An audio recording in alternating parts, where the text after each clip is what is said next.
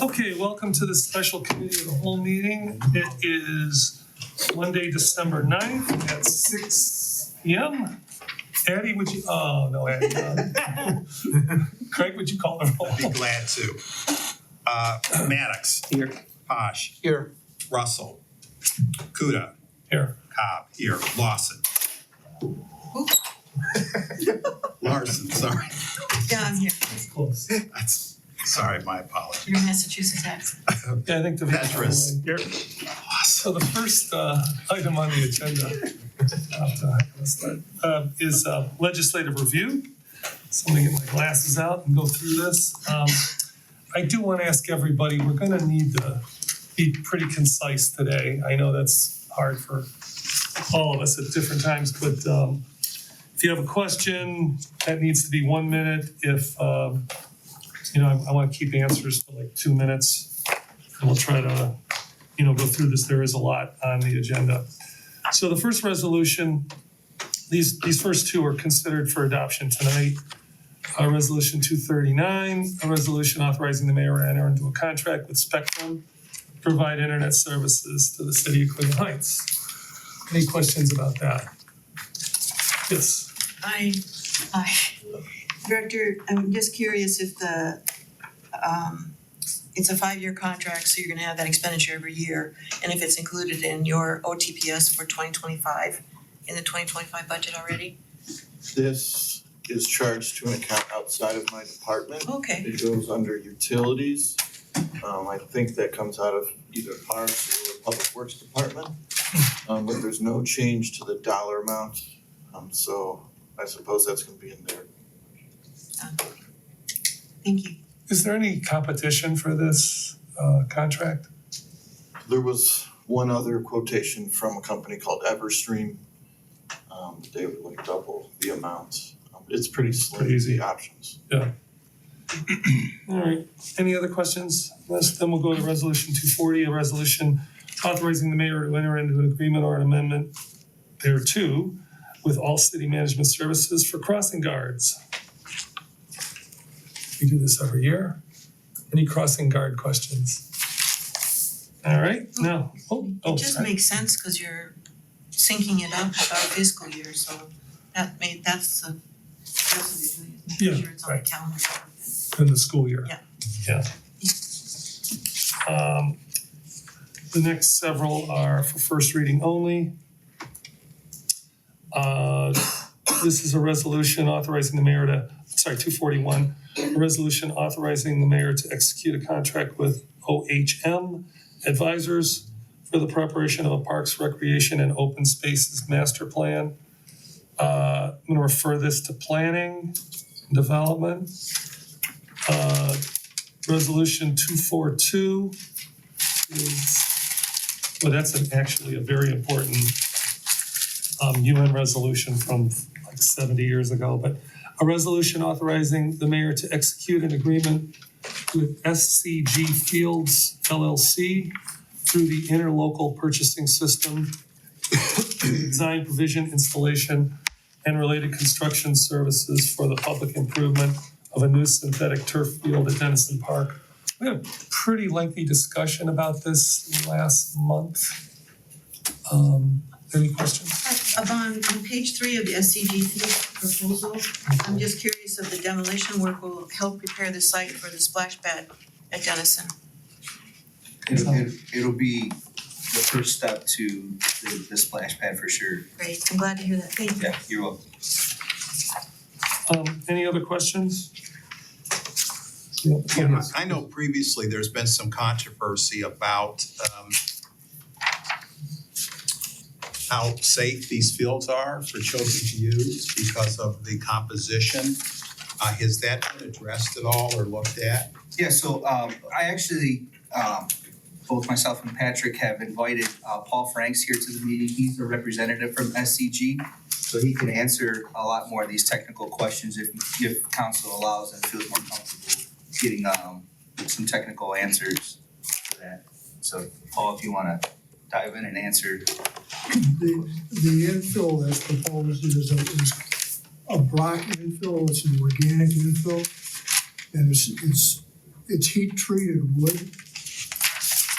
It's very, it's been around for a while and is proven. We just completed Columbus Crew, two fields there using Brock infill, and City of Hilliard as well with 2 fields. The nice thing about this product, it doesn't decompose, so you don't have to add additional infill over the life of the field, which is unique to organic products. A lot of them deteriorate and you gotta keep them watered. So this product, you don't have to do that. And there's also a pad that helps and reduces impact for concussions. And that product has also got a warranty for 14 years, so it would be good for its second replacement. Back on the infill, another nice thing about the infill, it keeps the temperature of the field cooler. And I'm sorry, what's the name of this? It's called Brock Infill, or Brock Okay. Pad.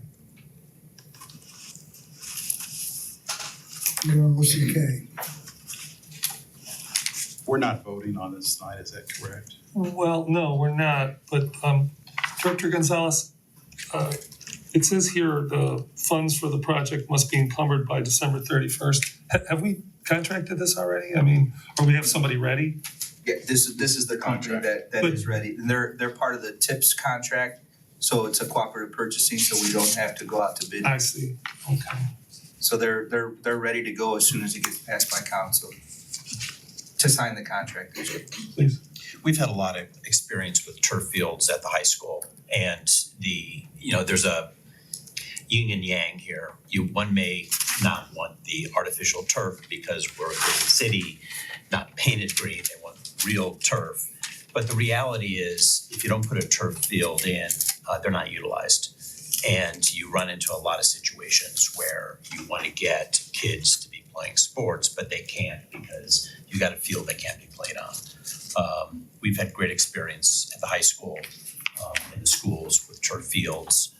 We've gone through all the eco-friendly pieces to it. But I think if you do sort of a case study and look at it, it really makes a lot of sense to do turf. So, just saying. Yes, Do you recall what kind of infill you guys used at the high school? No, but I can find out. More than likely it was the rubber infill. Yeah, more than likely. That sounds about right. Did anyone run this past our sustainability director? Who's here? Oh, yes. Did they run this field by you? And Yes. did you have any questions or concerns? No, I think that I screened it through, my checklist and it meets the requirements. Okay, thank you. all right. Resolution 243, resolution authorizing the mayor to execute an agreement with Farnham Equipment for new seating at King Park's Alma and Evans Theaters. Questions? Okay.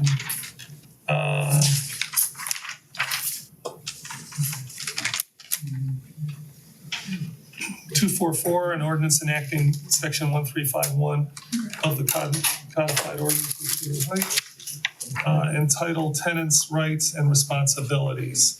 Did you want to speak on this at all? Sure.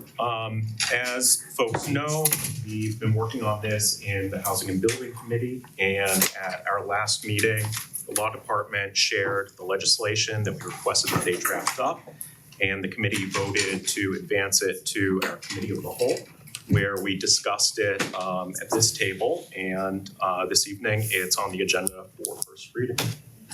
Thank you. It says that there's no cost, but wouldn't there be postage or printing or, isn't there some cost? Let me look into it and then we could get back to you. Pam? My understanding was that that would be provided to folks on request. So yeah, maybe it's the case that that's something that we would want to include here. And let me just add that on my wish list, because I've been asking about this for 3 years, I would love to see this combined with some type of welcome wagon materials. It just seems like an opportunity. I mean, we're already gonna be sending them something. Maybe we could send them, something with the phone numbers, the frequently called phone numbers, for city services and the Mayor's Action Center number and, I don't know, just some, welcome to Cleveland Heights kind of thing. Question? Yeah. A couple of questions. With our law director, did you have any concerns as to whether this was going to conflict with the Ohio Revised Code? And also, did you have any concerns about our making this a first degree misdemeanor on a first offense? Early on, one of the questions we wanted to look at was whether there were conflicts with the ORC, and there's no new rights being created or infringed upon here. So it's actually advising people about the substantive law provided in the landlord-tenant laws found in ORC.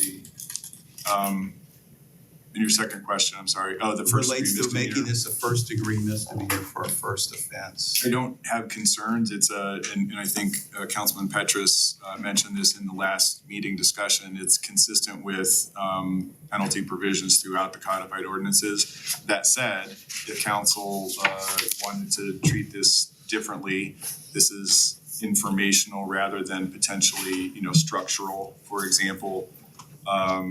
And so if you wanted to treat it differently, you could do so.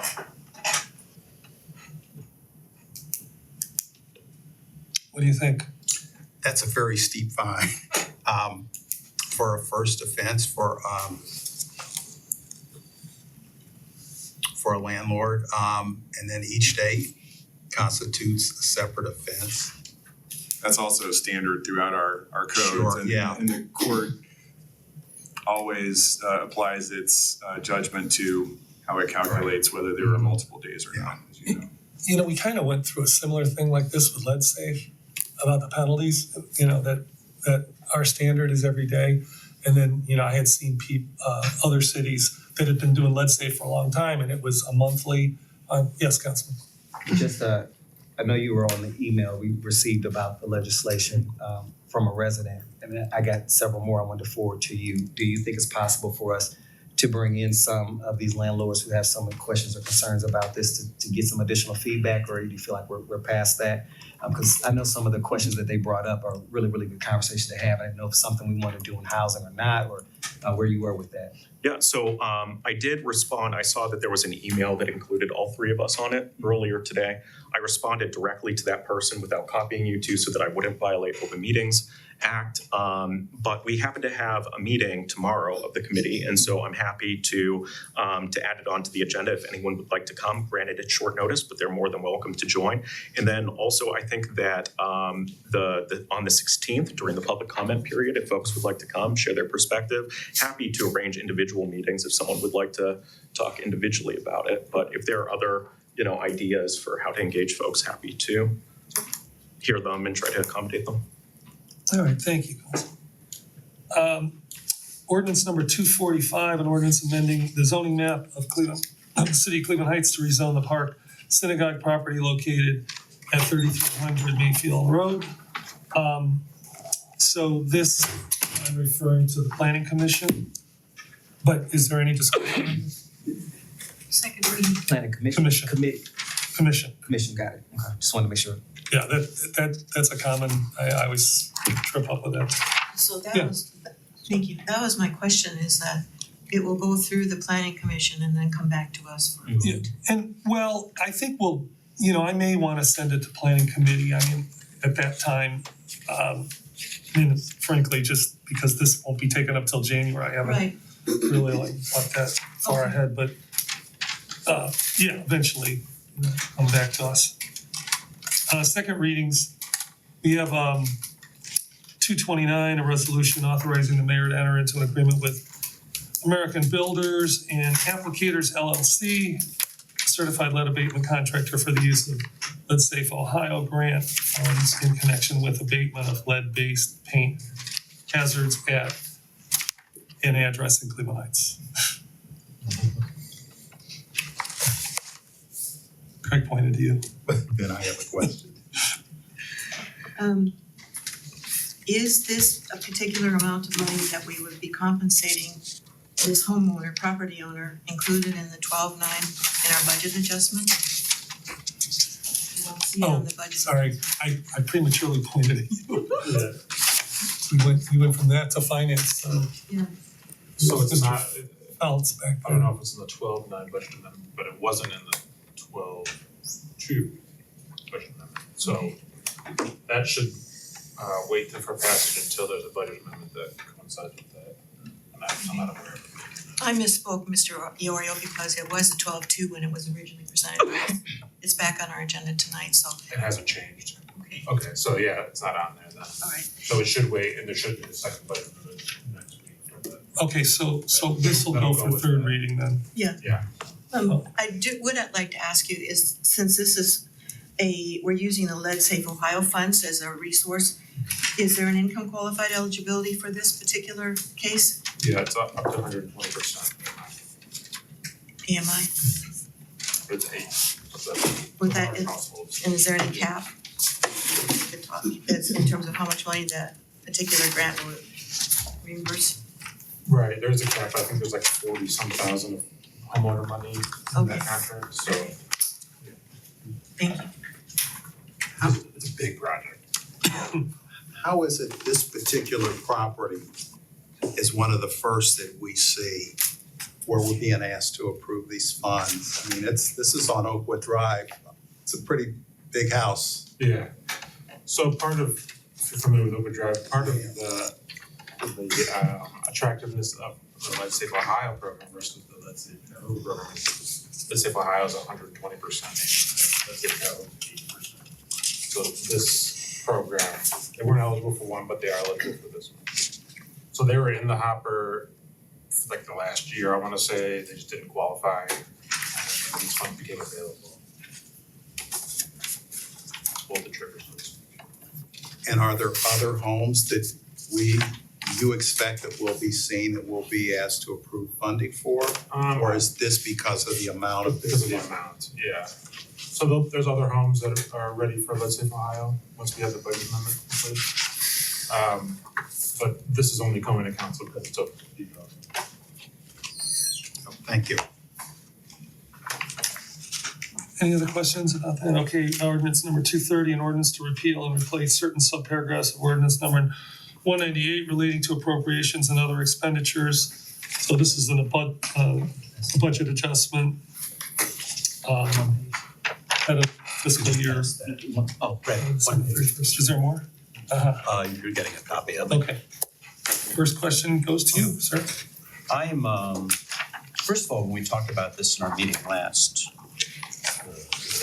week about the police cars, we were going to fund this out of the savings from police personnel. And I thought we were gonna separate some of these expenses. So this is my issue. This is sort of like this master journal entry that has a bunch of things in here. And we're essentially, in my opinion, robbing Peter to pay Paul. So we've got a fire truck that we're taking out of the budget. We have firehouse kitchens, we have locker rooms, and we have fixes, I believe, to the transfer station that we're taking out. To pay for, those are the items in red, to pay for the items that are in blue, which is the Russo mortgage loan, the parking lot, and a handful of other things. I think we need to separate this. First of all, if we're not buying a fire truck, we just don't wait for it to be put in the budget in 25, we roll it over. So I think this is on the active purchase plan. We shouldn't have to be asked to put it through another process because there's $1,060,000 that's sitting in there. You roll it over into next year. So, that was the initial plan. I don't believe from our priorities as far as council that should be changed like this. We're pretty sure that we've got savings this year because of a lack of resources, hiring, or not being able to fill positions. I am confident that we've got things that are in the budget that can be used to pay for these things that have not been used this year. Some of these things are a pass-through, like the top of the hill tax payment, the $1.8 million. I mean, that's money that came in the between the second and the third quarter. That's just a movement of money in and out. I don't see it's related to any of these budget items. So like we talked about on last Thursday with the police vehicles, funding that from the savings that we have from personnel costs, I think we need to find whatever savings can afford to do these things to pay for them, or we go into a deficit. And I'd be happy to suggest that we send this to a finance committee, or some combination of us can work with the finance department to have this taken care of in time for our next meeting. I think I understand what you're saying. Any other, before I bring in Mr. Feltz, any other, I did wonder, the TIF payment, did it really come in earlier this year and we're just moving it from one fund to another? Or is it something that you were expecting in 2025 and we got it now? Can you explain that to me a little bit more, please? In terms of timing? So you're talking to me? No, I cannot. This is, in terms of the timing of it, I'm relying on personnel that is no longer with the city. Sure. So I can't ask her. What I do know is that in order to expend the money, we have to budget for it. And it appears we did not, for whatever reason.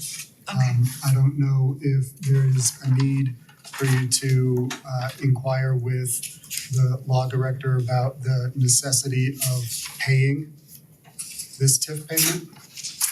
That's something that I think we can all maybe take a lesson from. Are we required to pay this? I believe so, yes. I can sit down with Mr. Peltz and work through this. And, thinking about if we land on that we are required to pay this TIF payment, and TIF is, tax increment financing, money that would otherwise go in the normal course of property taxes are steered toward a particular purpose from the tax revenue that is anticipated in accordance with the agreements that we have engaged in with private developers, school districts, so on and so forth. I am not entirely certain about the hesitation.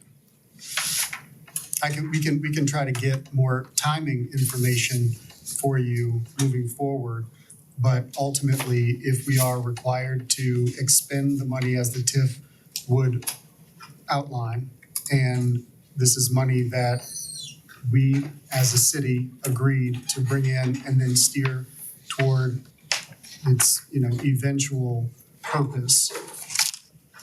But that's my confusion, Mayor, is because if we have that commitment to steer it towards other purposes, that's not on here either. We have the TIF revenue, but it's really gonna go other directions, right? Well, so ultimately, the way that TIFs work, we don't have some other use for the money. The money, if it comes into our possession, we have to allow budgetarily for its expenditure according to the rules that we all agreed to when we agreed to the TIF. And so I think, I appreciate the strenuous attention to detail, and I think that it's important. And I do want to get you sort of the resolution to the timing question for you as to whether or not we expected a TIF payment. Generally, our property tax payments come in on a particular schedule, and so I would imagine that no, this is not necessarily some sort of early unexpected payment, but something that, was not specifically and precisely budgeted for in terms of the expense side. So the revenue comes in, it has to go where it needs to go. And in order to do that, this is a perfunctory move so that we have the authority to send the money where it needs to go. Thank you. And following up on just my qualifying my question, I apologize, Councilman, for my answer earlier. The TIF payments required under all of the development agreements, yes, we're obligated to make, as the mayor said, the rest of the revenues coming in the form of pilots as well as going out pursuant to the contractual requirements. Go ahead, Council. Based on the third quarter financial statements, this money is already in the bank. We already received it from the county. It does need to go to the developer. I'm certain that's how this works. I have no objection to that. Let's not commix this with things like not doing the fire truck and paying the Russos. The tax payment can be entirely on its own. And we could even strike all the, well, actually, we probably need a clean journal entry from the finance department. But there's no objection on my part from that. My objection is, I had already stated my objections, I'm not gonna repeat it. Go ahead, Mayor. I just need to point out that the councilman's objections in this particular case, I'm not speaking to any other concerns that he may have about a variety of things. But I do want to express at the very least that when we're talking about removing things from the 2024 budget with the potential anticipated inclusion in a 2025 budget, those two things are related but only tangentially in a certain respect. I know that it can be difficult to take a look at this and not see sort of almost a one-to-one sort of situation and think about this in terms of removing something from the budget in order to replace it with something else. But technically, that's not what we're doing. Things that we are removing from the budget, especially those things that we anticipate asking council potentially to, it's sort of a misnomer, roll over into 2025 budget. That's not necessary for the addition of the things that we need to pay for. It's not necessary at all. So we could potentially just remove all of those and proceed with additions to the budget in the ways that we need to in order to fulfill our responsibilities, like making the TIF payment. However, the appearance of some sort of swap of funds is misleading. And it's not intentionally misleading, but it's misleading. As in, this isn't necessarily each one of these changes could be an individual piece of legislation, could be an individual budget adjustment, unrelated and without reliance on the others. And so I just want to point that out from an accounting standpoint. I know it appears one way, but ultimately what we're talking about are conversations about individual budget adjustments that each on their own merits are worthy of your consideration. And so when we're talking about removing things from the 2024 budget, it's primarily because we're not going to be able to make those payments or get that contract or, get the work done in 2024. We're not going to be able to do that, but it's still work potentially that we want to do or capital equipment that we want to purchase. And so in an unrelated way, sort of, we'll be asking council to include it in the 2025 budget, but even that's not necessary for the removal from the 2024 budget. Do you understand? I think so. Do you not understand, Councilman? Posh. I don't know if I'm being clear or not. It's actually very simple. I mean, I don't want to see these things removed from the budget. I want to see them rolled over. That's okay. That's really simple. Let me rephrase. And that's, Removing something from the 2024 budget, there is no rollover. That's not a thing. That doesn't exist. That is a series of two decision-making processes. One is removing it from the 2024 budget. An additional decision-making process is adding it to the 2025 budget. Things don't automatically roll over. Those are two different pieces of legislation dealing with two different fiscal years. Now, yes, we call it a rollover because we sort of anticipate the possibility of removing it from the 2024 budget and then subsequently adding it to the 2025 budget. But those things are not so inextricably related or linked. So that's what I mean when I say there is no rollover. There's simply two decision-making processes. And so what you're seeing here is, I would say, probably a necessary accounting step, because we wouldn't want to just keep it in the 2024 budget if we're not going to expend it in the 2024 budget. I guess my concern, and we do have to move on because we have so much other stuff. So I'll try to get a consensus as to whether or not we want to move this forward for a vote tonight. But there's item on the cover sheet, stapled section with just the 3 pages. On the second page, so it's 120 out of 177. I just kind of circled the ones that move into the 2025 budget, replace the kitchen, all the stuff that really we just talked about. The fire engine, transfer station, all that, moving that into the 2025 budget. I mean, my question kind of for the law department too, I guess, like, if we don't have a budget yet, can we vote on this? Can we vote on stuff that's referring this to the 2025 budget if we haven't voted on a budget yet? Well, I believe the column that contains the notes that you're talking about, where it references moving into the 2020, it's just an explanation for why something is being budgeted for now in 2024, and the explanation for, well, what's going to happen with this thing. So it's not a legally effective appropriation for that purpose. Okay. It's just there for. That's what I thought it was, so you cleared that up. Go ahead, Councilman. This is just like the conversation we had with the police cars. In my opinion, we're paying for it with the savings we've had from not having leftover money sitting in the personnel budget for the police. And it seems like it's a perfect use of spending that leftover money. What I'm asking the administration to do is find buckets of leftover money to fund these other things, but don't take it out of the fire truck, don't take it out of the transfer station, okay? Whether that work was done or not, they're still gonna not be done anyways. So that was my ask. Yeah, I mean, I think the difference is that money came specifically, the money for the police cars came specifically out of a surplus in the police budget. And this is about TIF money. The police car money is coming out of this. Well, I mean, but I guess we're able to do it because of that surplus. Well, I don't feel comfortable, but we don't I know don't what know. all the surpluses are. That's the issue. Yeah, I don't wanna, I feel like I'm adding to the semantical problems here, so.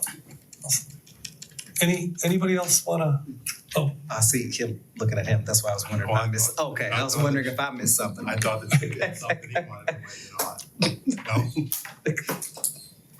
No? I would be out of my element if I missed. Mr. Phelps, do you have a recommendation on this? As far as rolling over, Yeah, like, what's the best way to do this? well,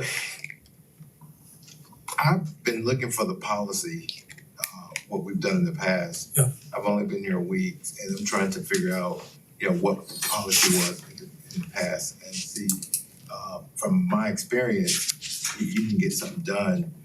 It depends on the organization, whether or not you want to roll it over, and you really still need it, or if you don't need it, you can evaluate that and not include it on the 2025 budget.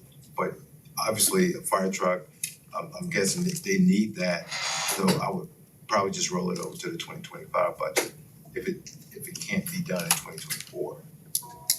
But again, I'm looking for some policy to guide some decisions here. Sure. And I haven't seen a written policy yet. Well, I mean, it's up to, I'll go with the flow here, about voting on it today or, waiting a week. Anybody want to weigh in on that?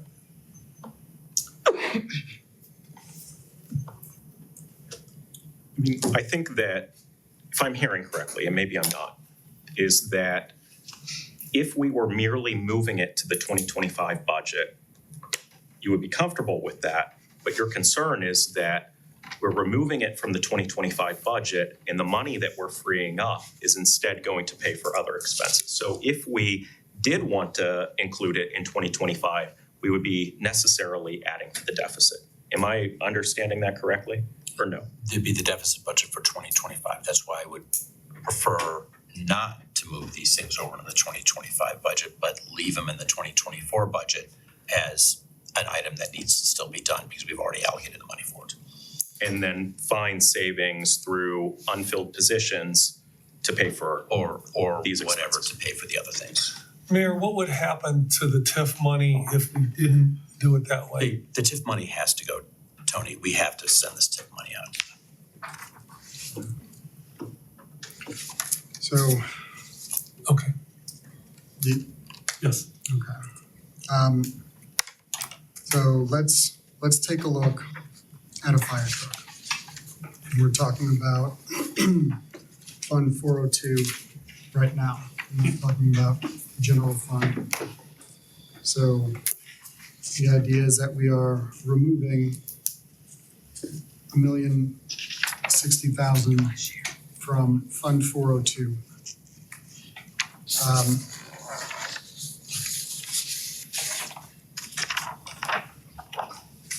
The concern that the councilman raises is about removing those with no guarantee that we are putting them in the 2025 budget, perhaps.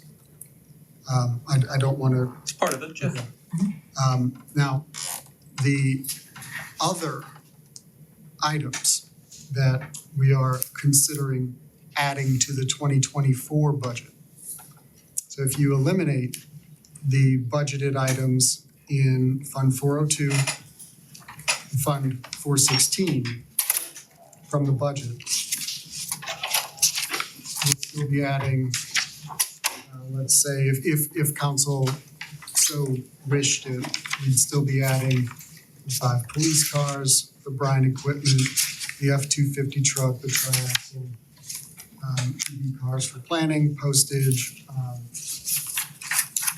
2 various funds. Now, the ones that we're removing, police locker rooms, firehouse kitchens, new utility truck and fire truck, from Fund 402, I guess we can decide that we are then replacing those things in Fund 402 in 2024 with other things like the Bryan equipment, the 5 police cars. It doesn't necessarily have a huge impact on 2024. We're talking about Fund 244. We're looking at funding our EV cars for planning, or the tree fund, $4,600 for postage, or the general fund, self-insurance, settlements, fees, and self-insurance loss, or Fund 411 for the Russo mortgage loan and parking lot. Fund 416 is just a straight removal with no within fund changes.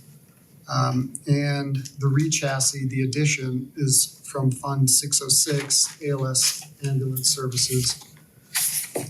If council wants to not remove those from the 2024 budget, the items in Fund 402 or Fund 416, I guess council can do that and just not remove things that we're not going to be paying for in 2024. And then ultimately, we will be under a new budget at some point, and we'll continue moving forward. So I guess it's kind of academic at this point and an accounting question at this point. If council feels some kind of way about how this seems like a swap, fine. Just don't remove it. Let's get a consensus. I'd like to hear from everybody.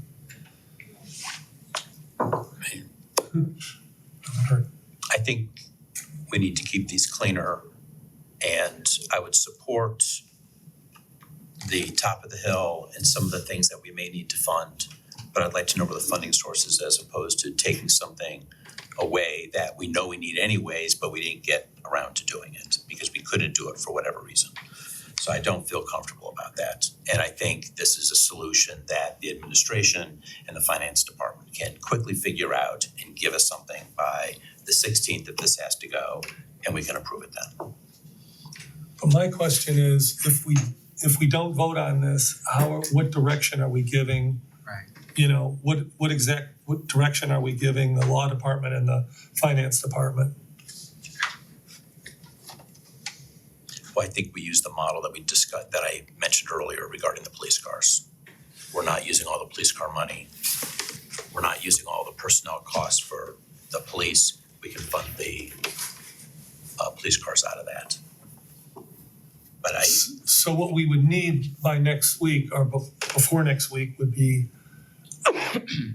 like surplus funding in other departments like we found in the police department to do for the 5 vehicles. We need to find that and then make the allocations come out of those funds if Mr. Feltz can find that. I mean, it's an if just because he hasn't done it yet. Looking at third quarter financials, the unencumbered balances in these accounts, I'm just wondering if the only reason we're not in keeping them in the 2024 budget is because we didn't get to the projects. I remember a entry that we got at year end last year where we moved unencumbered funds around from funds that weren't gonna use the money, but we put them someplace else. Yes. Is this the transaction that we're talking about? This is exactly in line with those things. So at the end of pretty much every year, and I believe this precedes this particular form of government, the city has a practice of doing a budget wrap-up. In part, that is to ensure that over the course of the year, if there are funds or accounts or objects that are operating in, I'll put it in air quotes, a deficit, that those funds or objects or departments that are operating at a surplus equalize those out, right? This happens every year. It's not unusual. And again, it's primarily for accounting purposes, not for long-term planning or, some other substantive purpose. Like a reconciliation, Mayor. That's exactly what it is. That's exactly what it is.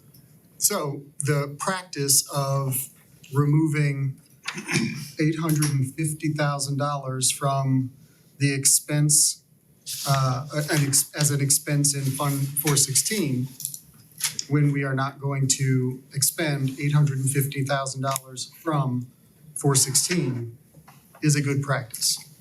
It doesn't make sense to keep it on the books. And so at the end of the year, when we have a better understanding of what funds, how the money needs to be moved around in order to keep funds solvent, and what actual expenditures we will be able to, by the end of the year, move forward with, this is something we do every year. So this is a part of it. There will be an additional budget wrap-up, that's the idea, to wrap up the 2024 budget at the end of the year, so that at the end of the very end of the year, we all get a very good understanding of exactly where we stand and where we will stand both on December 31st and January 1. Again, this is an ordinance that relates to the 2024 budget, not to the 2025 budget. So let me The just, discussions are separate. let me just say where I think we're at, because I'm not exactly sure anymore. Mr. Feltz said he's looking for the policy but doesn't know where it is. You have stated your objection, and I understand what that is, and what you think the policy ought to be. You could have a finance committee meeting this week and come to some kind of conclusion, but on the next Monday, we would have to either vote on this as it is or have an amendment that is a doable, like where, and then three of you would have to talk us, the rest of us, I mean, I don't know where everybody else is at, but that's the only way I could see, because it's not like you're gonna go create some piece of legislation, because we haven't really authorized that. Obviously, I don't see any reason to wait.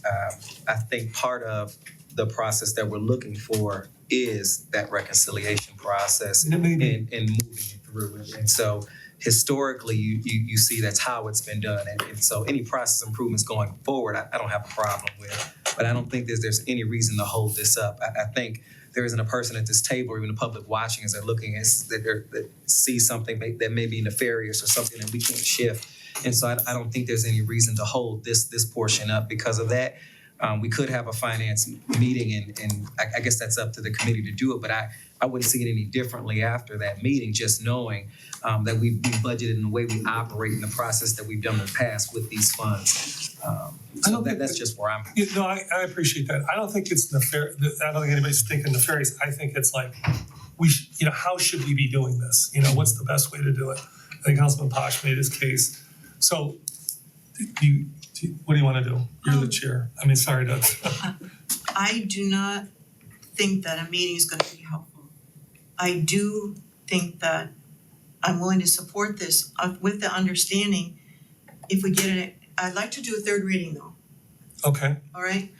and what's gonna happen between now and then? Yeah, I'd like to know about this TIF, why it's showing up in our reconciliation. I'm still not sure why it wasn't posted to the account where it would be a pass-through. Why wasn't it directly put into an account where it would be payable to where they need to, where the funds need to go? And I do wanna promise that we all commit to making sure that the items that have been pulled off the 2024 budget appear in 2025, if at all possible. Everybody okay with waiting until next Monday for that purpose? Mayor? I did wanna, so what we're looking at on this sheet and in the budget adjustment legislation, we're looking at Fund 260.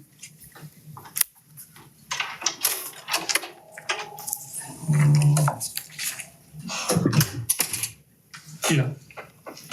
So Fund 260 is the top of the hill TIF fund. Okay? That means that when we receive the tax revenues from the top of the hill, that's where they go. They go into Fund 260. This isn't sort of intermingled in other funds. The specific fund is set up in order to receive the TIF payments.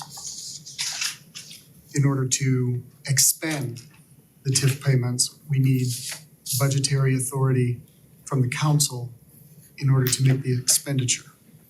Understand that. That's all this is. This is a pass-through. We're not sort of taking it out of general fund dollars. Right. We are, getting budgetary authority in the top of the hill TIF fund, Fund 260, to expend the dollars that have come in under the TIF or top of the hill. Don't the TIF dollars, I'm sorry, No, go ahead, please. don't the TIF dollars You go gotta move like on. to the school district? And know that we can use them for this is our share, which we can use against any of our own expenditures? No, what is it then? They go directly back to the developer. So this, They go these, right back to the Okay, developer. so we shouldn't be These using it to offset, why are we using it to offset other things? okay, so technically what we're doing here is increasing the authority to expend these, we're allowing for the authority to expend these dollars. We're not. Okay. So, okay. At the bottom of these notes, it says in the blue color background, the cause of the 2025 expense budget increases are those additional 2024 expenses. In the red color, added to the ordinance, if council chose to take those and place them in the 2025 budget, would be an increase for 2025. This doesn't actually increase the 2025 budget, but, our expectation is that it could, if council chose to place those things, roll over, if you will, into the 2025 budget.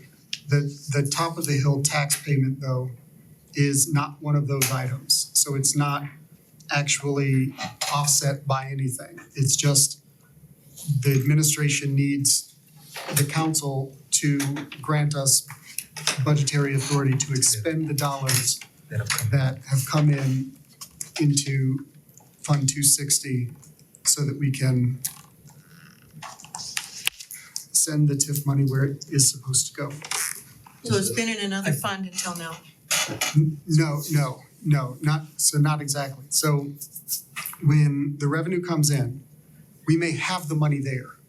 The money has come in and we are associating it with Fund 260. Right? But we can't spend it. So it's sitting there and we can't spend it. We can't expend those dollars until council says we can. And so this is just us saying, those dollars are there, we need to expend them, but council has to say yes to expending those dollars.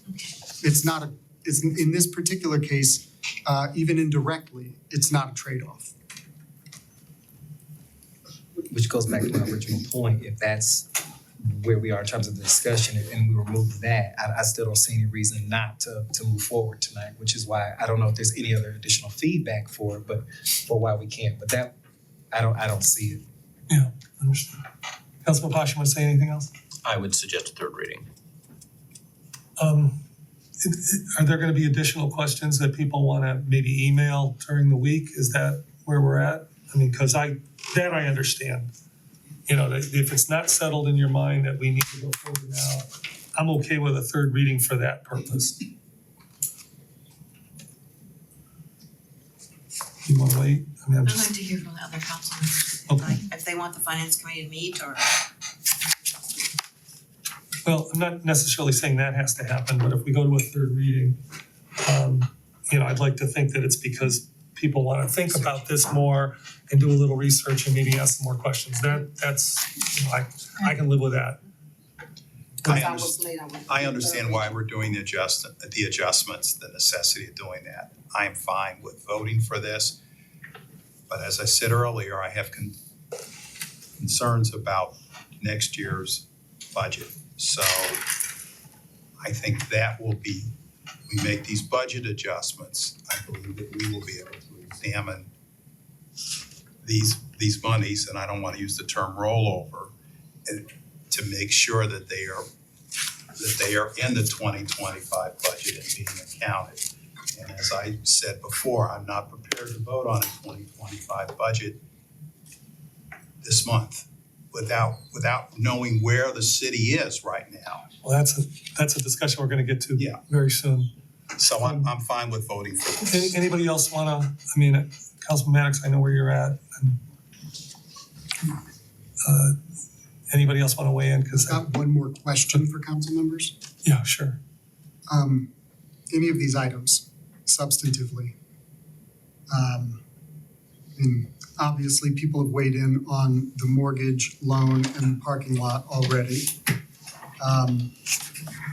Mayor, if I could just interject, I don't think anybody's concerned about the items. Nobody has any problem with the items. I think it's the way we do it and not the items, unless somebody's seeing something, because I hadn't heard anybody say. I just wanted to make sure, because I don't want to assume. Yeah, but I didn't hear anybody, I mean, we've been talking about this for 20 minutes and nobody said, I don't think I'm even interested in moving this item forward. Well, my core concern is not having items like the fire truck Right, exactly. example included in this. Find the money someplace else. Yeah, I understand. Which is why I have a very difficult time supporting it. If this was all separated and if it was cleaner, I would separate it in a heartbeat. So, I want people to feel comfortable. Let's please forward questions. We'll do a third reading on it. I'll write myself a little note. Sorry for torturing people that are watching, but that's the way it goes sometimes. It's a lot of money. It is, it is, it is. Where am I? 231, a resolution authorizing the mayor to enter into an agreement with MTech for the acquisition of Calmax Series sewer cleaning combo truck for the sewer division department. Anything there? Okay, a resolution authorizing agreement with Ken Ganley Ford for the purchase of, I'm sorry, this is 233, for the purchase of 2025 Ford utility hybrid police interceptors. And then 234, the upfitting for those things. We do know that this money is going to come from the surplus from the police department budget. Okay. I'm sorry. I'm sorry. very sorry. I feel the need to clarify because I think it's important that we all get on the same page about fund accounting and sort of the, year one v year two. Yeah. So, all right.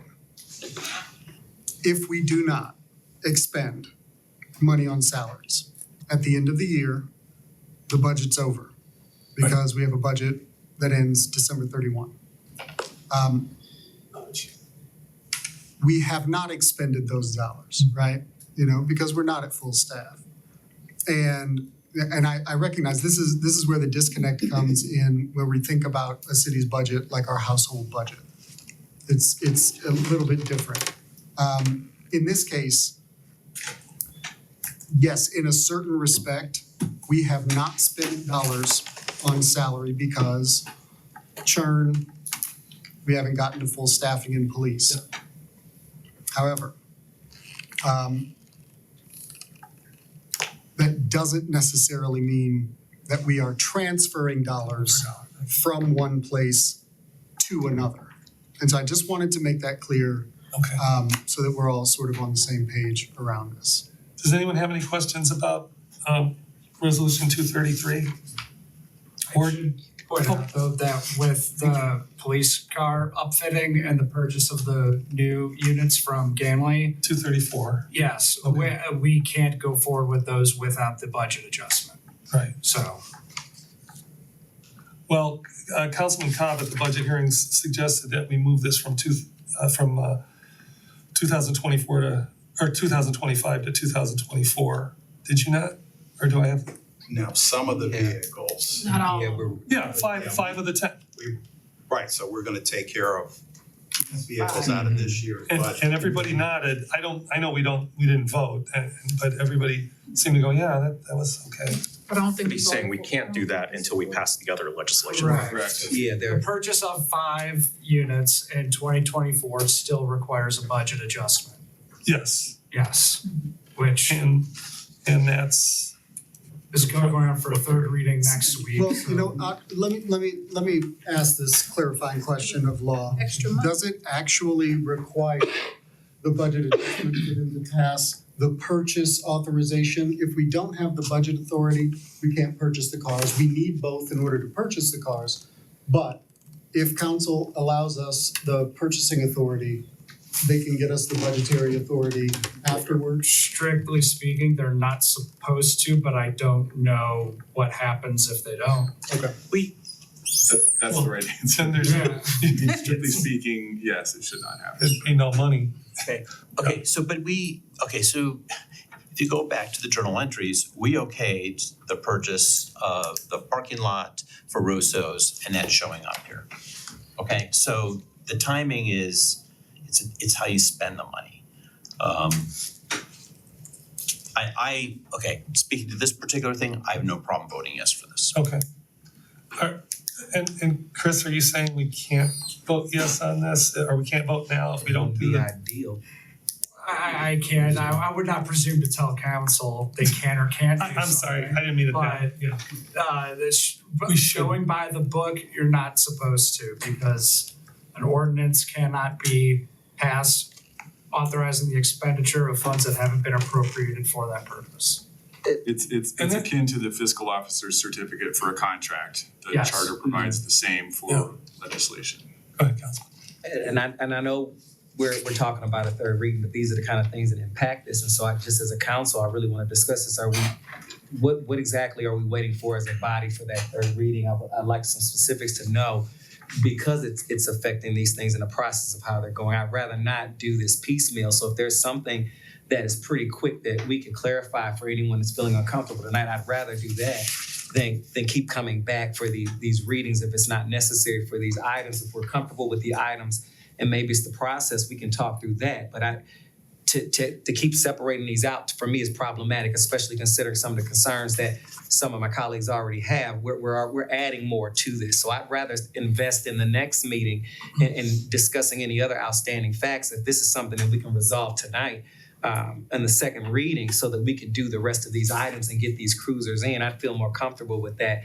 And so I guess my question again is going back to that. Is there something huge that we'd be waiting for the administration or finance from that the majority of council will feel comfortable about? Exactly what is it?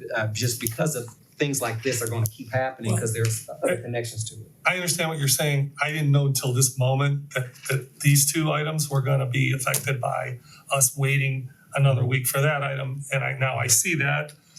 And, you know, I don't know that I wanna go back to another discussion about 230, but if the answer is, so it seems to me that we either vote for 230, 233, and 234 today, or we vote for all three of them next week. Doesn't really seem like we can do anything else or should do anything else. I'm not gonna use the can word. And I guess my question is, if we don't tonight, what will be the outstanding issues that, so at least we could tell the public what's happening here and why we were waiting on, so it's clear what information, if any, we do need. I would at least like to have that concretized tonight. Did we lose those cars? Anybody in the room know that? You probably have to call police and ask them. Chief. According to my notes from the chief, this was a great opportunity because they had them and that was the issue. And remember, as I told you guys, that they're already having to shift production and they no longer put those hybrids in the regular consumer's hands because of that. So being able to get those vehicles now, for me, is critical just because they had them. And that's going back to my sense of urgency about this and why I think we need to move forward, especially getting them on the street. I just saw Crown Vic 2 days ago and I was flabbergasted that an officer was still in it. And if we can get these in and get them upfitted so they can get back out on the road sooner, I'm completely fine with that. But I saw one that no one should have been in. And so again, I would at least like to know why or what we're waiting on, what we need, because I'd rather do this tonight and get this ordered and get this put through. Well, we're talking about 5 now, and then 5 next year. Go ahead. I can vote on this 2:30 tonight and therefore the subsequent legislation. If I can get temporary director, finance director Feltz to research for us how typically the TIF has been posted in the past. If it's, you know, this journal entry is bothering me because of that TIF, so I'd just like to see what I was tradition. posted in the past. Yeah. Okay. Thank you. I have to go along with Councilwoman Larson on this. I think I do understand that we do need to start straightening out this policy part of it, but I don't know that this week is gonna, I think we might lose something, you know, by waiting. I mean, maybe not, but maybe. And I don't know if we're gonna resolve anything by waiting a week. I wish we were, but anybody else wanna weigh in? So, you know what, let's just vote on all 3 of these and then, you know, they'll go the way they go. 235, a resolution jointly adopting Heights Regional Active Transportation Plan. Councilman Posh, you just went over this, true? We did. We had a very great meeting planning department, the outcome was we recommend that we vote for this. There's the time, I'm not gonna go over all the details, but watch the safety committee meeting. It's very, I thought it was a good meeting, a lot of good information, a lot of great stuff coming out of the planning department. And it's good we're doing this with 2 other communities. I like that. Any other comments on this? 236, resolution authorizing the mayor to enter an agreement with the Home Repair Resource Center. Program management services, this is for down payment assistance. I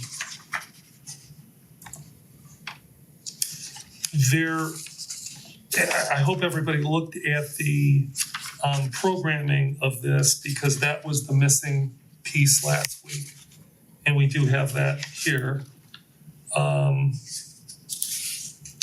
You know, the only question I have is if I'm looking at the amount, $150,000, and I don't know where I wrote this, but so if somebody chooses, you know, to get $30,000, that would be like 5 loans. So that's one question. That would only be 5 loans. Management. And then the other question is,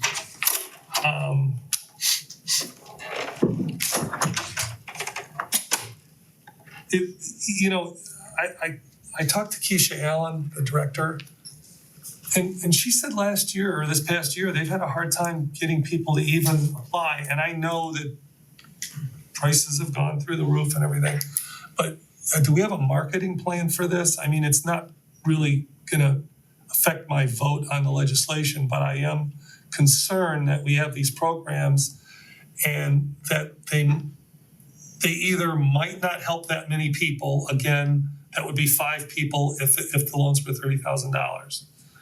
And secondly, that if they're difficult to move, what are we doing to market this so that we have this great asset and, we want people to use it? So, please. So the first question was on the amount. The $150,000 is just the bucket one amount. There's $850,000 that's general fund revenue replacement. Oh, right. So this is the amount that HRSC felt they could spend by 2026. Right, this has to be encumbered. This, Right. got it, okay. Same with the That really, going on with the other. that really helps. And then the marketing? And also, I should point out the 30,000 is just the cap, so there's another cap also, which is 70% of the sales price. Right, I saw that. Yeah, it could go up to 50, yeah, I got it. Second question, marketing. Yeah, I mean, So in my past experience doing DPA in another community, I feel like getting to real estate agents is the key to these types of programs. And we don't know what's going to happen with the housing market, but for instance, we saw during the pandemic that there was a lot of cash sales. People that tend to participate in these sorts of programs are FHA borrowers, which requires a more stringent inspection, and a lot of sellers don't want to deal with that. So that's what we saw in that scenario. Through that experience, we found that we're gonna have to really push marketing because we're gonna have to find those people that fit in that, I won't say gradient search, but it's a Venn diagram. Venn diagram. yeah, It's like where you are now style. I agree, but we don't know what's gonna happen. So part of the reason for the high amount also is to make sure that we're spending these dollars in Yeah. those 2 years, not knowing what's gonna happen. I kind of accept that. Anybody else have questions about this? Thank you. Yeah. What are we doing to ensure that these homes are gonna be owner occupied? So there's a lien placed on the home, so if that situation changes, then there's a clawback in the down payment. And that's in the legislation, by the way. Yeah, but what are we doing after these loans close to make sure that in fact they are remaining owner occupied, if anything? So if they're not owner occupied, they should be registering with the housing department. If they're not doing that, then they're violating 2 things. Also, the affordability covenants are going to attach because these ones in particular, bucket one are So there are also affordability covenants that are going to require that. On an annual Yeah. basis, we're checking in with. Councilman, do you have a concern That about goes how for all of long that lasts? I don't know how long that lasts. I just want to make sure that we are in fact following up to make sure that these homes remain owner occupied and they're not being purchased by somebody that uses an investment, particularly for these two families. We have the same system for our home deferred loans. Okay. I have that same concern.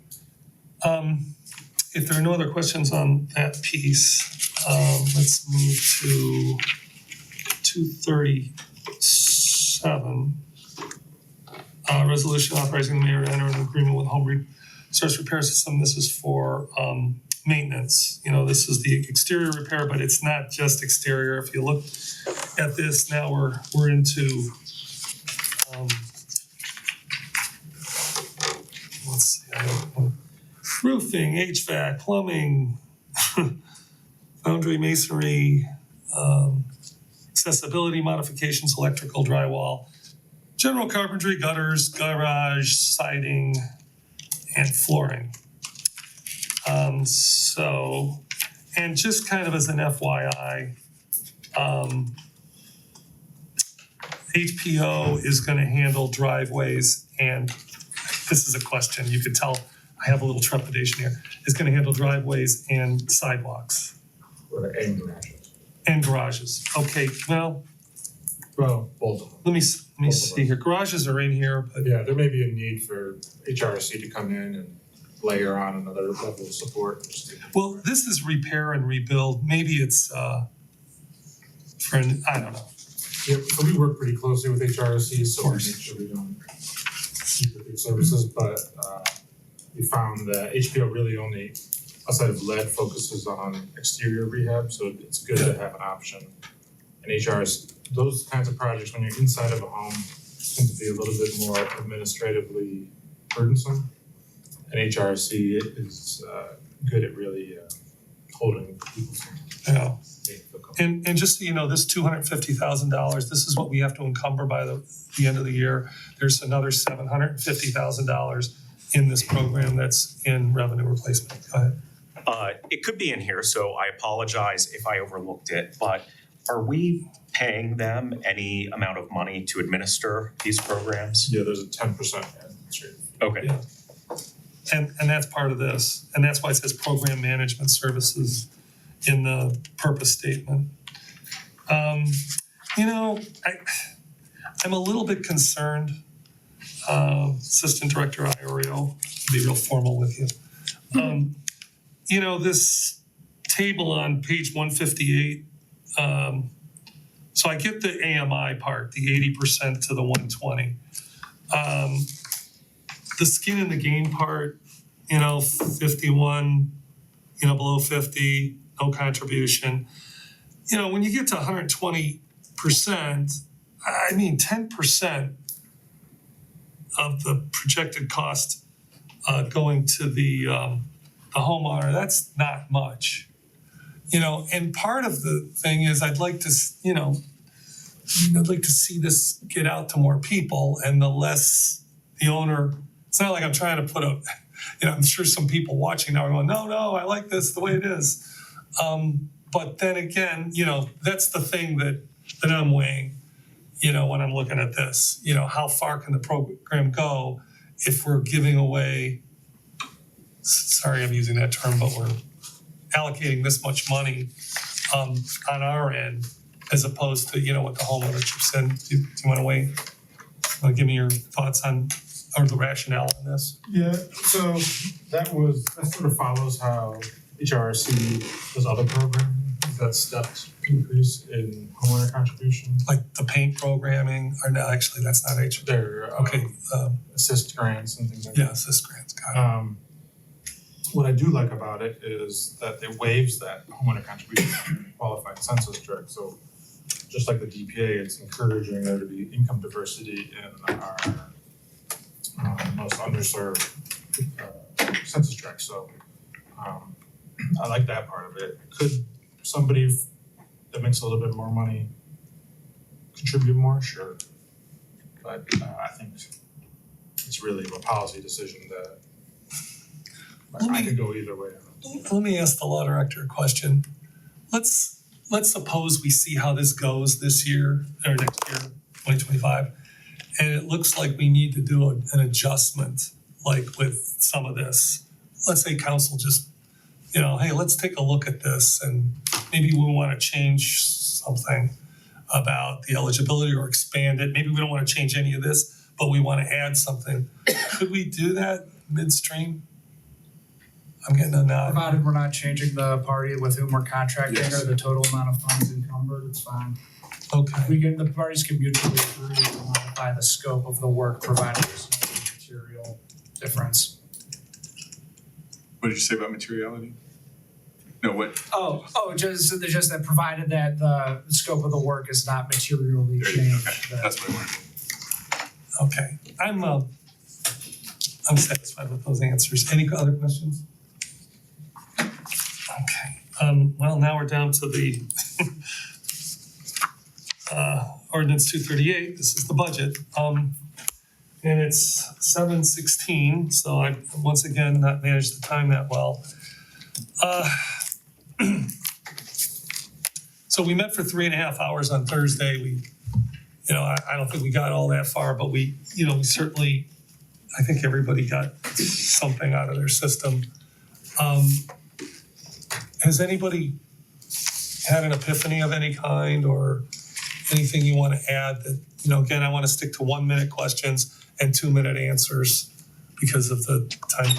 Go ahead. Just one thing, this is a comment, and at least for me, thank you very much for preparing this update. At least for me, I think that it would be sufficient if this were just sent out afterwards and I could pass along any questions if we wanted to consider that as a way to save some time to talk about the budget, knowing that we're running a little late. But that's just what would work for me. Just wanted to put it out there. If we do what now? The ARPA presentation, if it were instead emailed out and we had an opportunity to just pass along questions, that's sufficient for me, but I'm not saying that's sufficient for anyone else. I think we need to, I get where you're coming from, but there's a couple of sensitive things. Just let you guys know, I know we're running a little off schedule. I went out just to see if any residents were out there. There's just one person out there. Okay, that's good to know.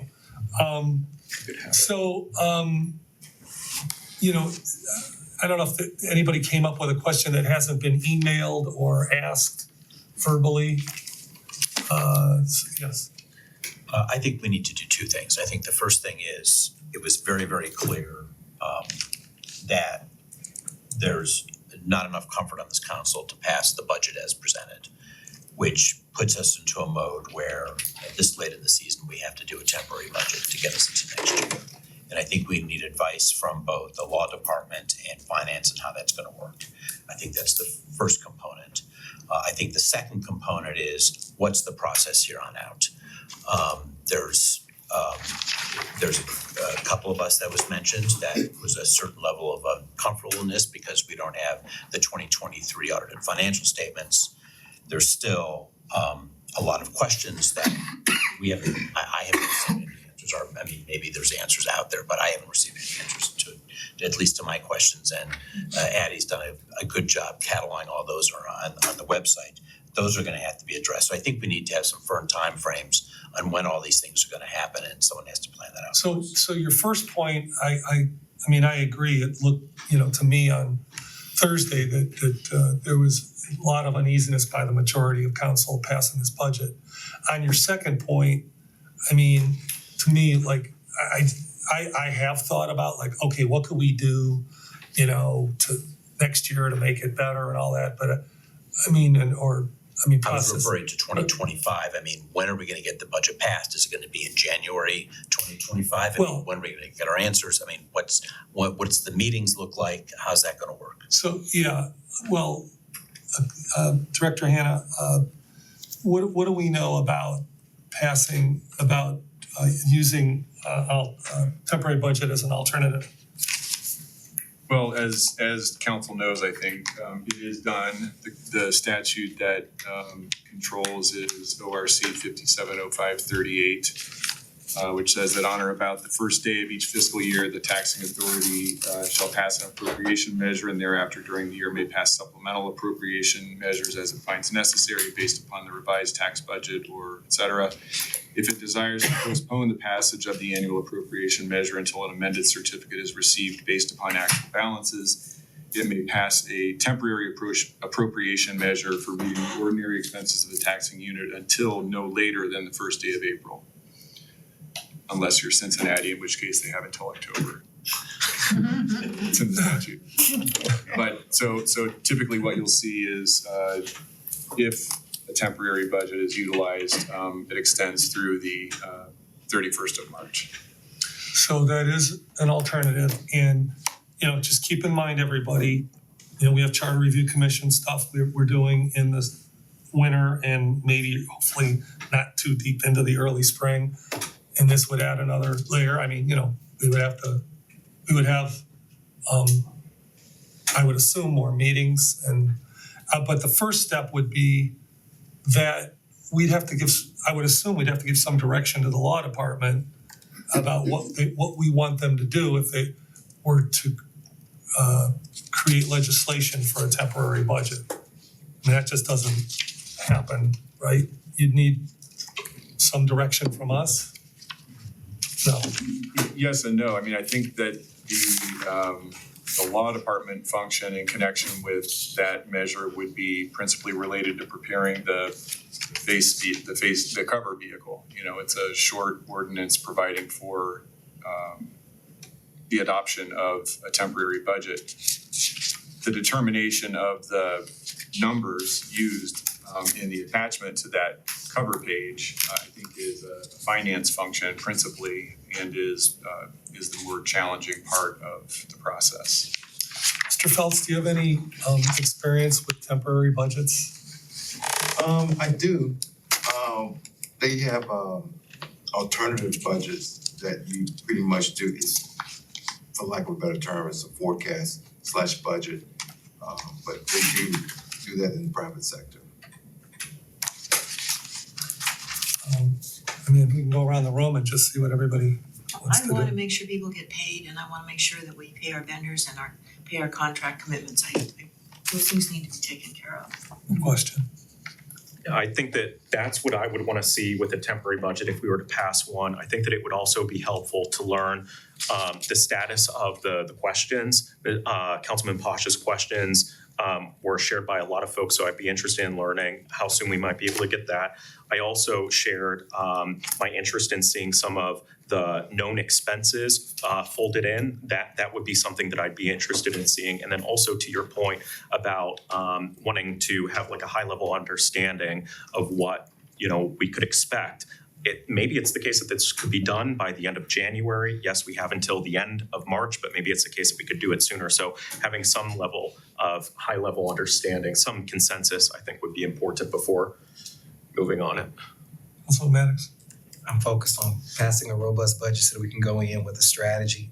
So I'm focused on doing whatever it takes to get a complete budget passed so we can go into this year. From a budgetary standpoint, any organization that does it any other way, it just opens the door for major issues. And having to revisit that over and over and over again, it's not as simple as it seems on the surface in many cases. So I'd rather, it's easier for the residents, it's easier for us, it's easier for the staff to work together and come up to whatever we need to get this budget passed going into the year. It's going to give us greater clarity about strategy, about vision, about what's needed, about what's necessary, and even what's possible. I think going in and making those adjustments, I think, are extremely problematic from a finance point. And there isn't an organization that I lead or have led that I would recommend going that route unless there was something huge in terms of that finance process. I think we're still at a point where we can get as much information that we need, clarifying information to pass that budget. I just don't see a reason to go that route yet. Councilman Posh. Again, I think there's too many things that are preventing us from passing a budget. I mean, we need to understand what the deficit's gonna look like. We need to understand what the capital expenses are gonna be. I mean, we really need to have a much better, clearer understanding. We need to understand where we're starting from, which kind of comes back to the fact, the financial statements The real issue here is, I think there's actually a third thing I'm gonna ask on my list, and it's like, we gotta start this process earlier. We have to have some expectations amongst ourselves on when we're gonna have that first budget meeting. It can't be the, second half of November to have our first meeting, and we set some very clear expectations earlier. What we expected some documents that were very similar to what happened last year. And I was very excited about that because you guys were all talking about how great that was. Well, that didn't happen. But I do need to say, I am uncomfortable with having a 3-month process to do this. I just sort of see how things just take longer than they probably should. I think we need to set some goals. I do think it's very problematic passing a temporary budget, but I feel like my hands are tied. I have to. I would like to see this temporary be in effect for 30 days, the end of January, and I would like to see a plan that everybody could agree to get get our questions answered, thank you, so we can move forward on an expedited process. And just so you know, the charter says on or before November 15th for the budget to come in. So we, by ordinance, could change that date. Go ahead. I won't repeat what he said. I've already made my position known on that. Okay. And I'm willing to meet as often as we need to meet to get the questions answered. Again, the information that we got last year leading up to this was so much more robust. The explanations seemed to be more forthcoming and put in finance, 101 for dummies. And that's how we need to have it broken down. None of us here are financial Nothing personal, experts. right? But we, I'll pass it on to the vice president. I feel the same way. I'm not gonna repeat myself. I'm still waiting for the answers of, I think I sent in about 20 questions. And so I would like those answers, and then I've sent in some additional requests for salaries as well as contracts and consulting agreements under $50,000. So I want to see a full picture, and I also want to see the 2023 audit. And I'm been looking at these numbers where I'm getting crazy in the head. I'm almost tempted to say we need an audit for the 2024 just to see where we're at, because it's a lot of stuff to try to go through. Mayor, sorry to do this, but it's gotta be 2 minutes. Okay, well, I came here prepared to start going through Councilman Pasha's questions, but obviously too much other conversation. If I could, at the very least, there was one thing that everybody wanted to know, and that was a breakdown of every single 2024 capital request and sort of a better understanding of where that lies right now. So I don't know if you have the appetite for it, but we could work through some of that right now if you wanted to. One of the problems to me is that, and Councilman Petrus was saying this on Thursday, we could go through all this capital stuff, but I don't have I'm not gonna speak for anybody else. I don't have an actual place to put that because of the other unknowns that we've talked about. But is anybody wanna think this would be a productive way to spend time right now? You're the timekeeper. You would know. Yeah, it's 7:30 right now. This is great news. I would love to see it. Maybe we don't have the time now, but I would love to see it at some point. Well, my question is, well, look, we could ask the law department and the finance, the temporary finance director. What is your title? Just call him finance director. Finance director, okay. The finance director to put together a temporary budget so that we have something we can look at. Because what we don't want to do is walk in the door a week from today and have no idea what we're doing, and not have the options available that we might need. That would be ill-advised, I would say. But I don't know how we're going to settle I wrote these issues down, I don't know how we're gonna settle them now. I just don't really,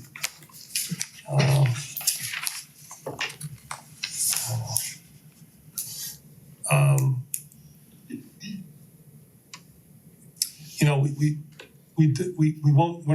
know, we're not gonna walk out of here knowing an accurate reading of our unencumbered balance for the end of the year, because we can't. We don't have an audit for 2023, and we're not gonna get that today. We might get it in January. We don't have, and we haven't yet figured what the impact is gonna be, the unknown impact, because on the union negotiations next year, because we can't do that now.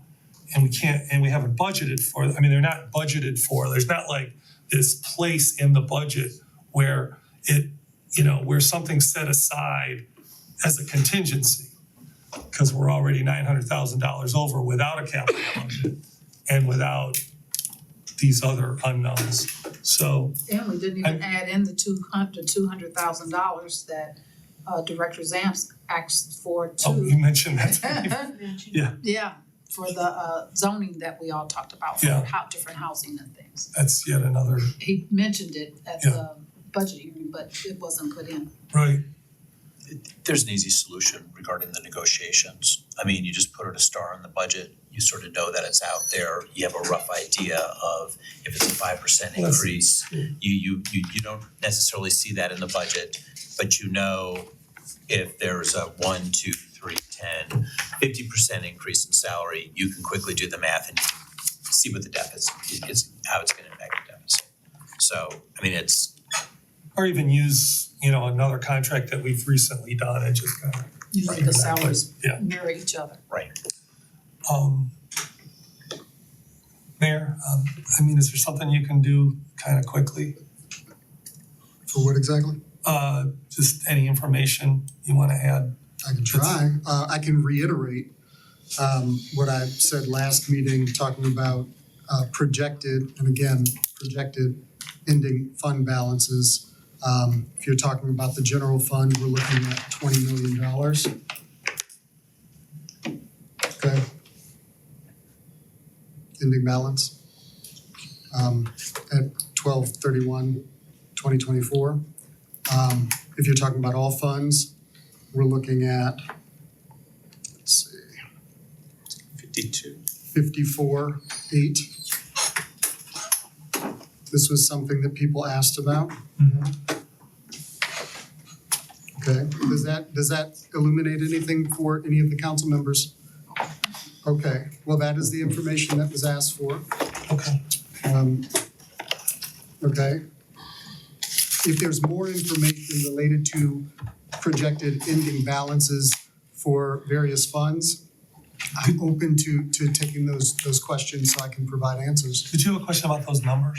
Yes, if it's okay. Go ahead. So, could you help me to understand the difference? Is it in part attributed to like ARPA funds that are still in our account but have not gone out, or is there some other explanation for the difference between those two? Well, there are a lot of funds that we have. So, we've got a flexible spending account fund 850. And what that fund does is, every paycheck, people who have a flexible spending account, money is taken out of those paychecks and placed into the flexible spending account.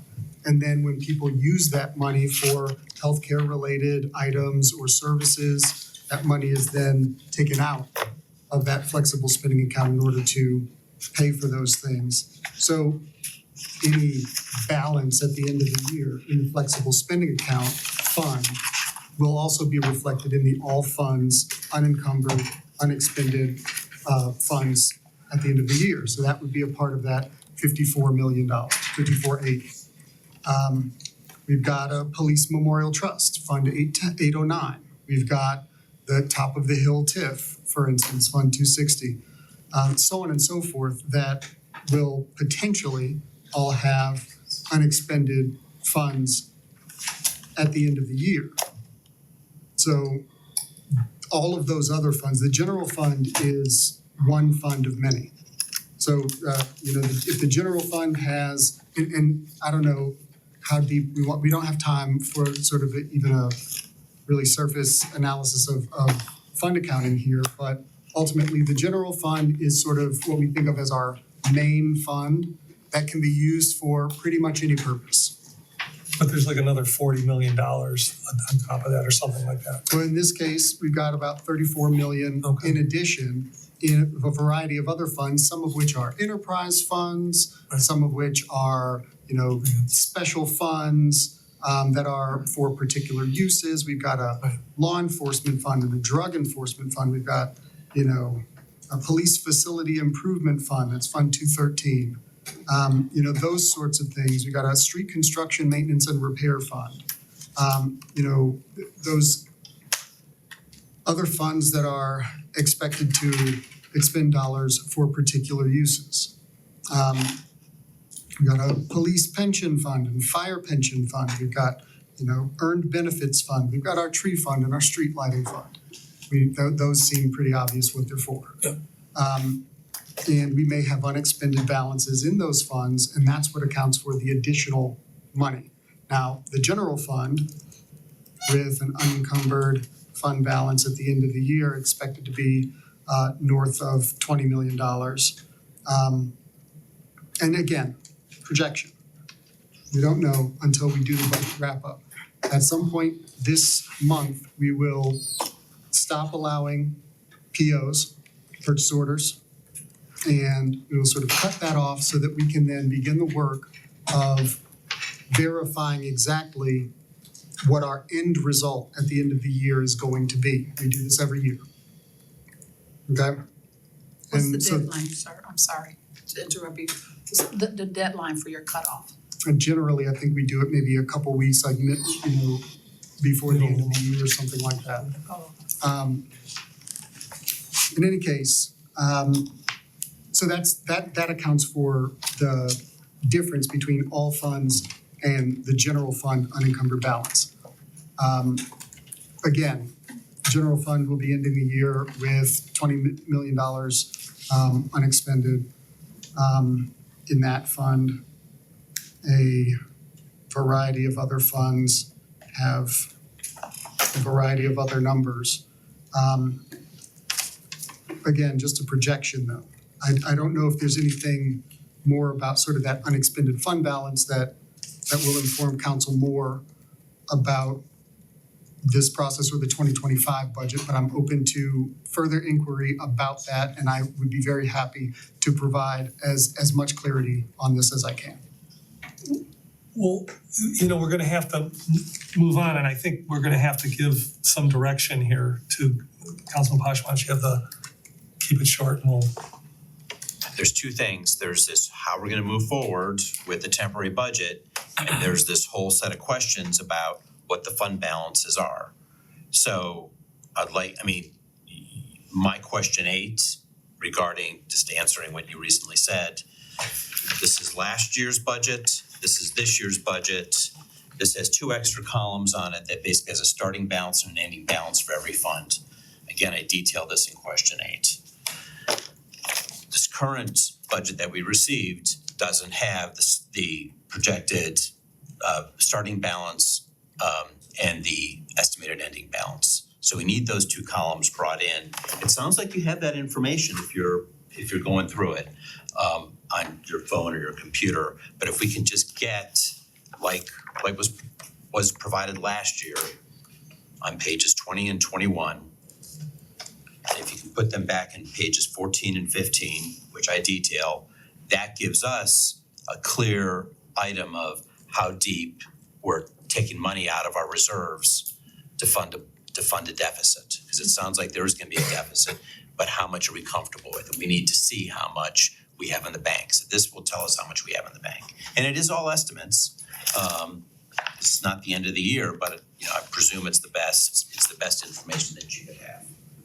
Regarding moving forward, I hope we can do a one month temporary budget. Make sure all the bills and normal bills get paid. I hope we can do that. I hope the law department can write legislation. It sounds like you're on your way to understanding what has to get done. And I hope we can get a temporary schedule and put a limit on this. And So is the consensus, I mean, and I'm talking about, the majority consensus here, that we do want a temporary budget put together? Mr. President, Yeah. that's my problem. We're moving, we've already asked that question, and that's why it feels a little dismissive to me. I understand these are things that you want, but we need to stop talking about it as if we've already had agreement about that. That's what we're coming to this table for We collaboration. just went around the table. No, we haven't made a decision about this. Right, that's what I'm So asking. that's what, could we please have these discussions in a way that allows us all to have these conversations first? Because I'm walking in sometimes, and again, if you wanna know why I feel this way, it's because it seems like there's a sense of agreement. I'm gonna need you to relax. And so all I'm asking is that before we say that something's a decision, that we actually have these conversations and put it out there so that I'm not asking, why does it seem like I'm being told this is what we're doing already? Because there are people who have texted me watching saying, when did you make this decision? 3 people already. So there are residents who are asking this question. That has not been decided at this table. We've had discussions, yes, but I just want to stop this idea that I'm being spoken at. And let's just talk about it. So if we decide this is what we're gonna do, let's go around the table. We haven't done that yet, but I'm hearing it as if we already have. And that's how it's being perceived. We just went around the table, and let me just finish. And we went around the table on Thursday. That's it. That's all that's happened. Was there No, a we decision? we have not made a decision. that was made? Okay, No, but that's not what I just heard. I'm telling you what I just heard, okay? Clarification. I thought Councilman Bosch said this is what I That's think we what should you do. heard. I'm telling you what I heard. Okay. So I'm asking Okay. if before we make another decision like that or say anything remotely like that, we go around the table first. Okay. That's what I'm asking. I thought we did that. And I don't believe that we did. And this is continuing to happen to me. And so Okay. I don't know, maybe there are conversations that y'all are having and you feel like y'all are mixing them up. I don't know. All I know is this has not happened at this This- table. If I wish I could just We roll the did, tape but we- back. so am I clear? We haven't made that decision yet, though, correct? We have not made a decision. Right, and that's all I'm stating. I would like to go ahead and confirm that if that's what you're stating before we go forward asking staff to do. That's what I'm asking. But that's- you're asking that. Yeah. He's already saying we need to direct staff. That's what I'm saying. Okay. Thank you. Yeah, go ahead. Jesus. Who gets to direct staff again? Exactly. We got him saying who is doing what, Well, like, and we're if we're gonna ask the law director. everything's presumptive, and I need that to stop. Let's just have the conversation and decide first. Okay. That's it. Go ahead, Councilwoman. My rationale, where I'm at right now, Counselor Maddox, I went back to 22 fiscal year audit. In that audit, there were findings that listed 2 areas of non-compliance: material weakness in capital asset accounting and material weakness in financial accounting. That's the last information we have of audited financial reports. Because we don't have the state audit of fiscal year 2023, did we correct those situations? We don't know. We don't know if they corrected those issues. We do not have any more recent of a financial statement than September. I would have thought we could have had at least October so we can start to see where these fund balances are falling into place. And I'd also like to know, without the reassurance of financial reporting is sound and complies with applicable federal, state, and local laws, I'm not prepared to approve the budget as presented by the mayor. So that is where I stand right now. I think part of the problem is that we don't know what 2023 is. We kind of can extrapolate a little bit that 2024 is probably not going to be better, because but and I hope people understand the uneasiness here. Who had their hand up? I did. Okay, Mayor, go ahead. So first, I'd like to address a small point, and that is the asset management and the material issue that the auditors found related to our asset tracking. I think you can probably speak on this as well if I miss anything. My understanding of that issue was that some years ago, the software system that the city used to track our assets to make sure that we have an up-to-date valuation of all of the things that we own crashed. Now, we did have this, I know some of the members of this council were not on council when this came up initially. We have had this discussion. So I just want to express that we have had this discussion, that software system crashed for some reason. the finance department decided that it was going to take its last known numbers and just extrapolate from there. And so when this was discovered, we immediately set forth working through purchasing a different asset management software that we would, and then went through a process of, valuing all of our assets in order to get back on track with that. Yeah. So I just wanted to make that No, that's clear, clear. that Thank wasn't you. addressed, and we did address it with council as well. I just wanted to make sure everybody watching understood that. So And I do want everybody watching to understand that the 2022 budget was not your budget or our budget. That was it was from a previous council and a city manager, a city manager, and obviously we had to make some adjustments as But we went along. those particular audit findings didn't have to do with the budget. And it's the same here. Right. But I did, if there is, we've got the fire chief here. Fire chief can speak to the capital expenditures for 2024 for fire. I've got a list of things that I would love to tell this council about capital requests for 2024 in public works. I know we've got some others in IT, in police that we can discuss, and in planning as well, specifically, and in parks and recreation. So We've one got of the, people to address those things, and we've got an ARPA update, which we need to do addresses that. people's concerns about ARPA that, I don't know are necessarily specifically related to a 2025 budget, but I understand concern, and it's all, related around the funds that the city needs to expend. So I'm hoping that we can, deal with those things and clarify some things. But we've got answers here We need the that are not information. being asked, right? We need the information, and one of the things that you said last Monday was that you were gonna email the answers and that then we discuss them. And so I think the best thing to do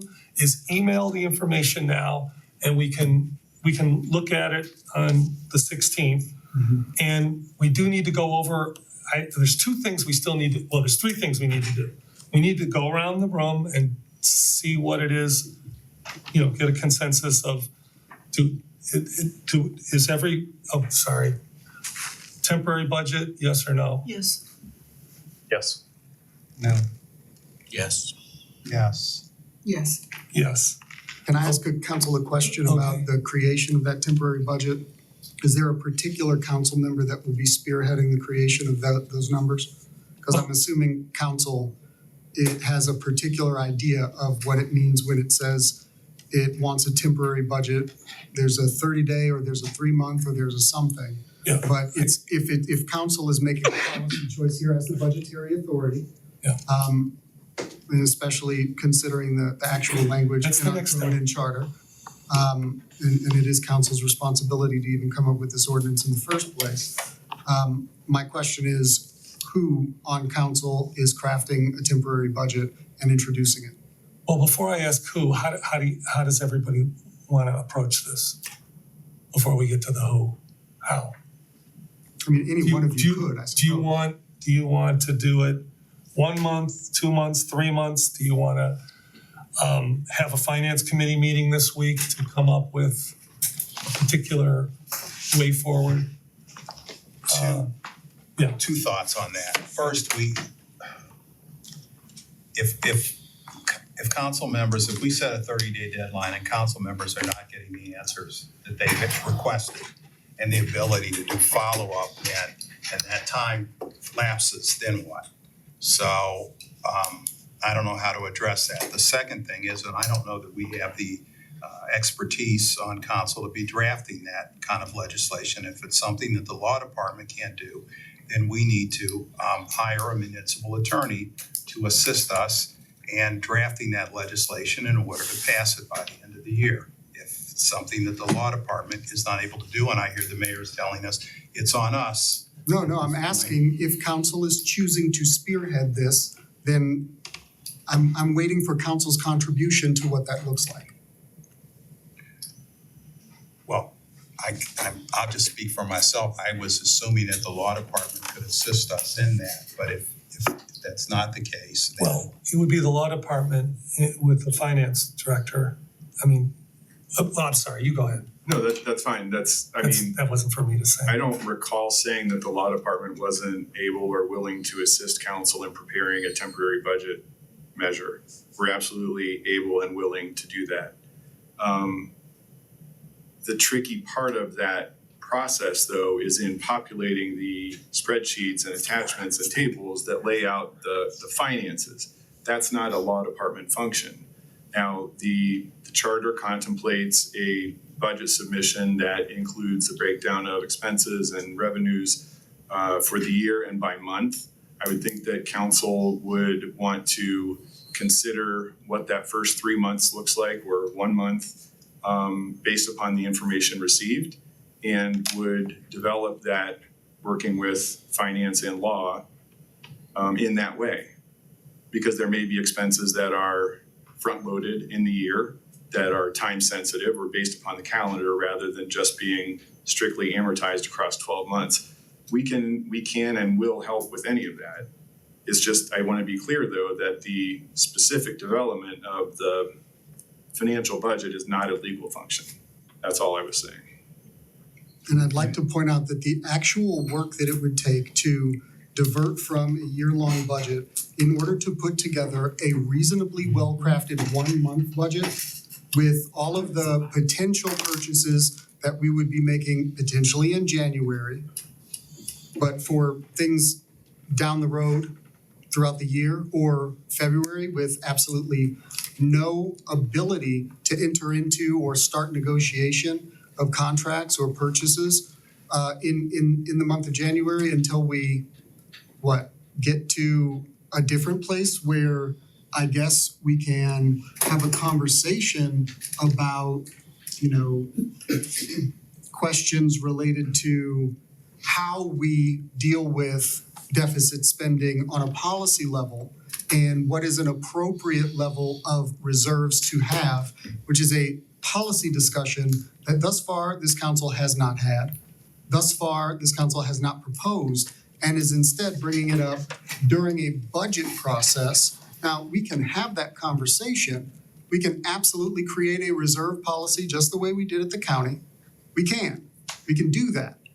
It's just stopping our operating budget process in order to come up with that policy. And I assume that all of these questions need to be resolved before we can have a year-long budget, apparently for the first time in the history of this city. We've got questions that are, yes, generally related to budgeting, but not specifically related to the 2025 budget that we are anticipating or we are expected to resolve in terms of like policy creation as though it actually impacts the operating needs of the city. Now, I get that if we're in a situation where people don't have certain answers that are specific to this budget, again, if we're talking about, somebody needs to know how far we got down the list of our capital requests from last year in order to feel more comfortable about next year, I'd love to go through these things with you.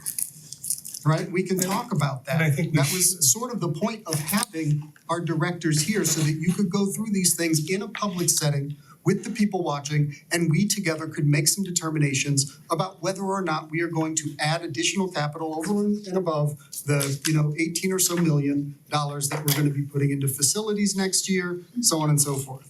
Those sorts of things we can have more of a conversation about. And in fact, if you want to put together a temporary budget, you know what? I've got some ideas about that, but that would be something that if you wanted us to craft it, it would be our temporary budget that we'd be providing to you. What I want to do is make sure that when we meet on the 16th, that we're prepared for whatever happens. Maybe this will be like the 12 Angry Men movie where, one person turns around. I don't know. I don't have a crystal ball, but what I do know is I'm hearing a lot of this isn't going to fly and we need a temporary budget from people. And I'm thinking, okay, if nothing changes in the next week, I'd like to see something in place so that we have that contingency. I don't know who had their hand up first. Well, he's on council, so. I'll defer. La-di-da, go ahead. Thank you. Passing a temporary budget doesn't stop you to do any kind of negotiations or contracts or anything like that. And we're not asking for any policy decisions to be made in any of the questions that are being asked. Again, I can speak for myself, I can't speak for council, but I think the best course of action is to get us a temporary budget. Only the people in your accounting and finance department know what that's gonna look like. We're not asking you to spend any extra money on new capital expenses. Get us something quick. I am not gonna be an obstructionist and try to hold that up. I think we need to get that behind us and get it done quickly. And if changes need to be made, because maybe something wasn't considered and you gotta do something, call a special meeting or include it in a piece of legislation that we can pass immediately to amend that if necessary. But it is clear that having a temporary budget is not a good thing. And I will tell you, and I don't want to be snippy or anything like that, this is not on council. We received a very, very slight budget, very different from last year, not enough to make a decision. And it started out real late. I'm starting to get the impression that, well, you're gonna have to do this because we're running out of time. And regrettably, we're not gonna have to do it. I think we need to have a good budget we can all agree to. And I think if we go through a process, we're gonna get there. But we need more time in order to do it. And that's what we need to do. So I do think that what the law director has proposed, what he can do from a legal perspective is ideal and it's great. And from this particular council member, I would totally agree with it.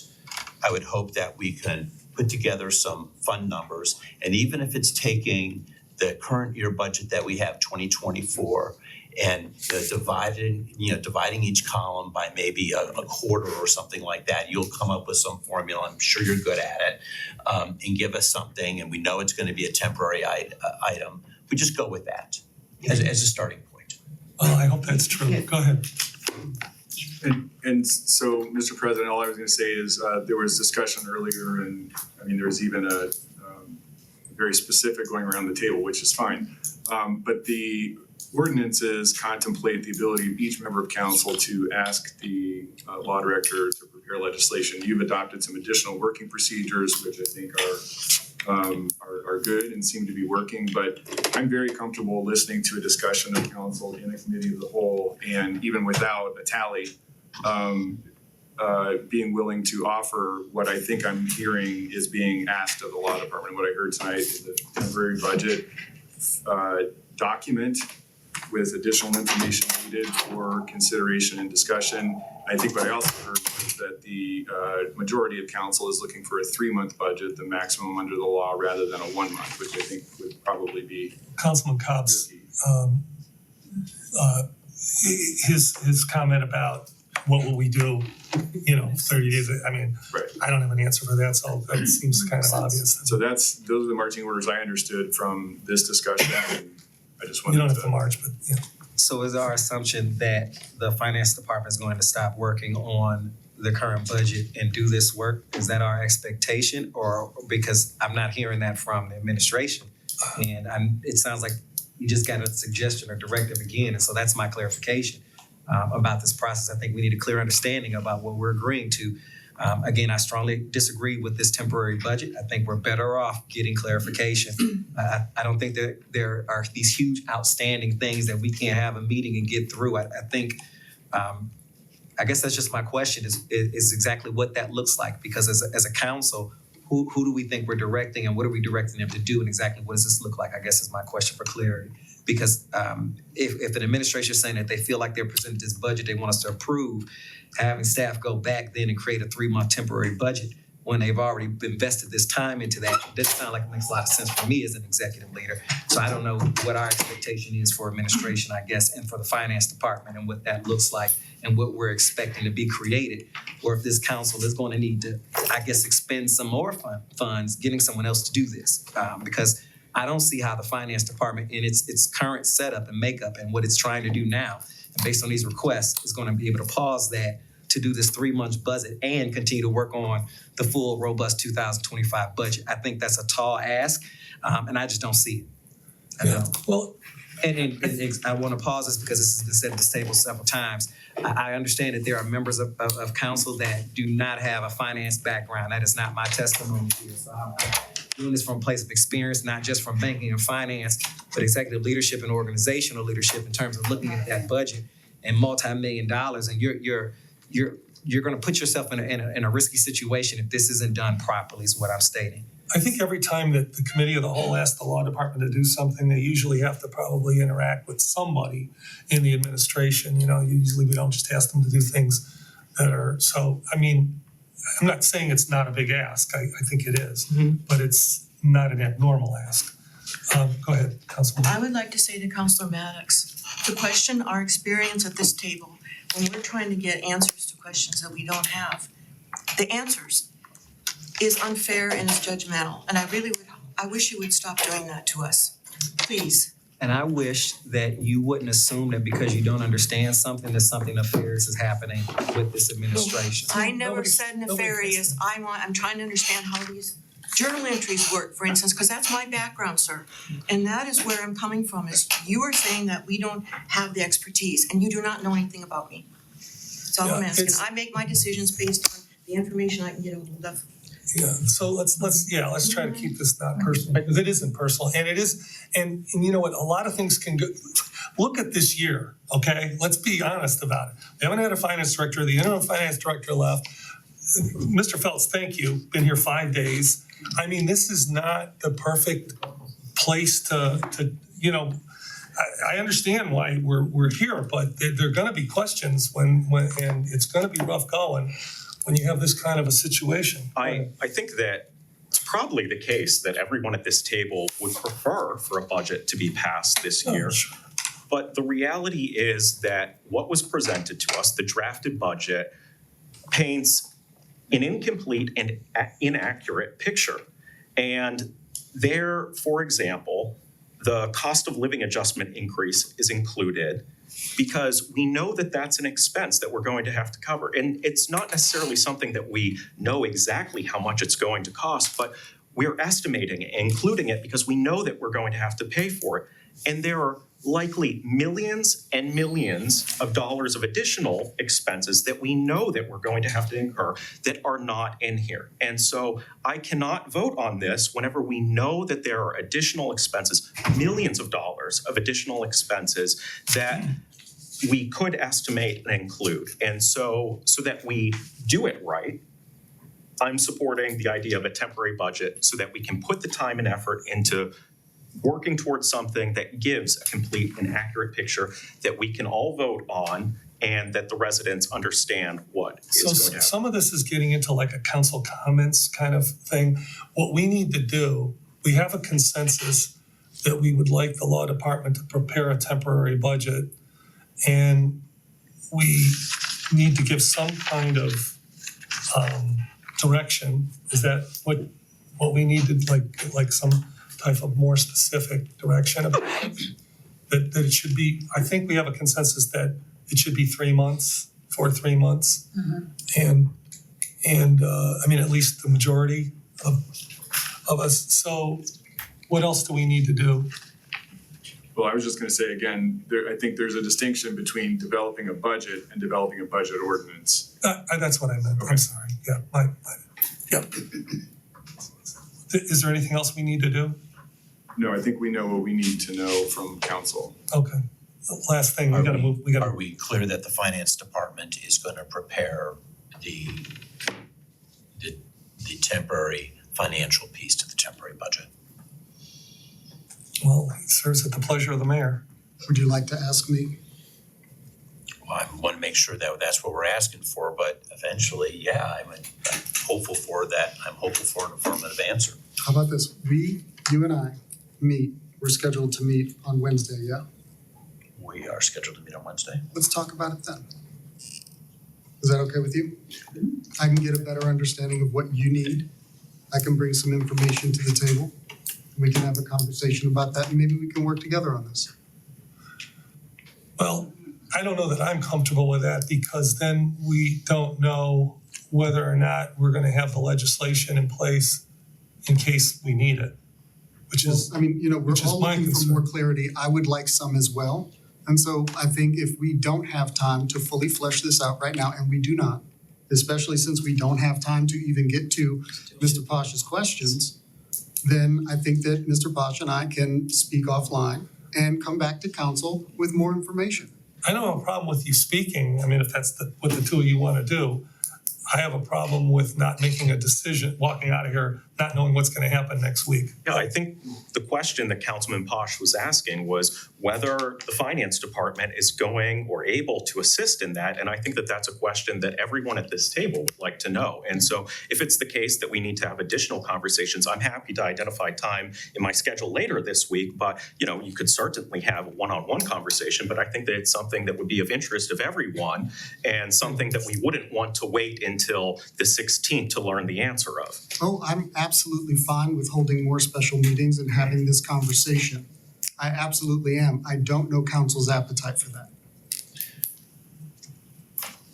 Go ahead. I think we need to have a commitment from the finance department that we're gonna have a temporary budget that we can pass on Monday, the 16th.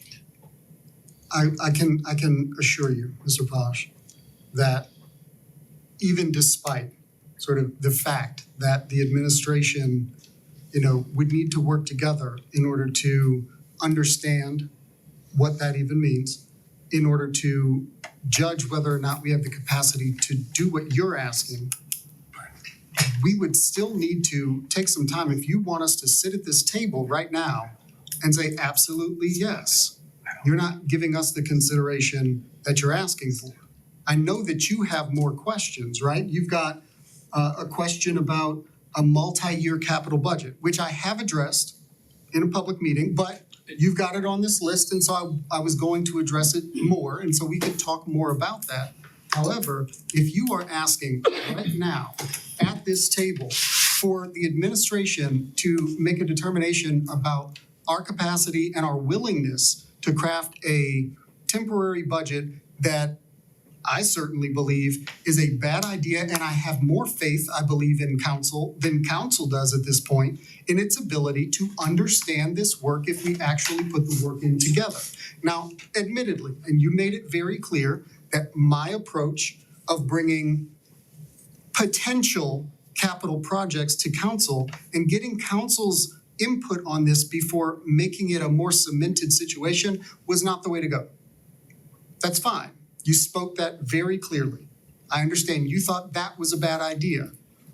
Okay, I can understand that.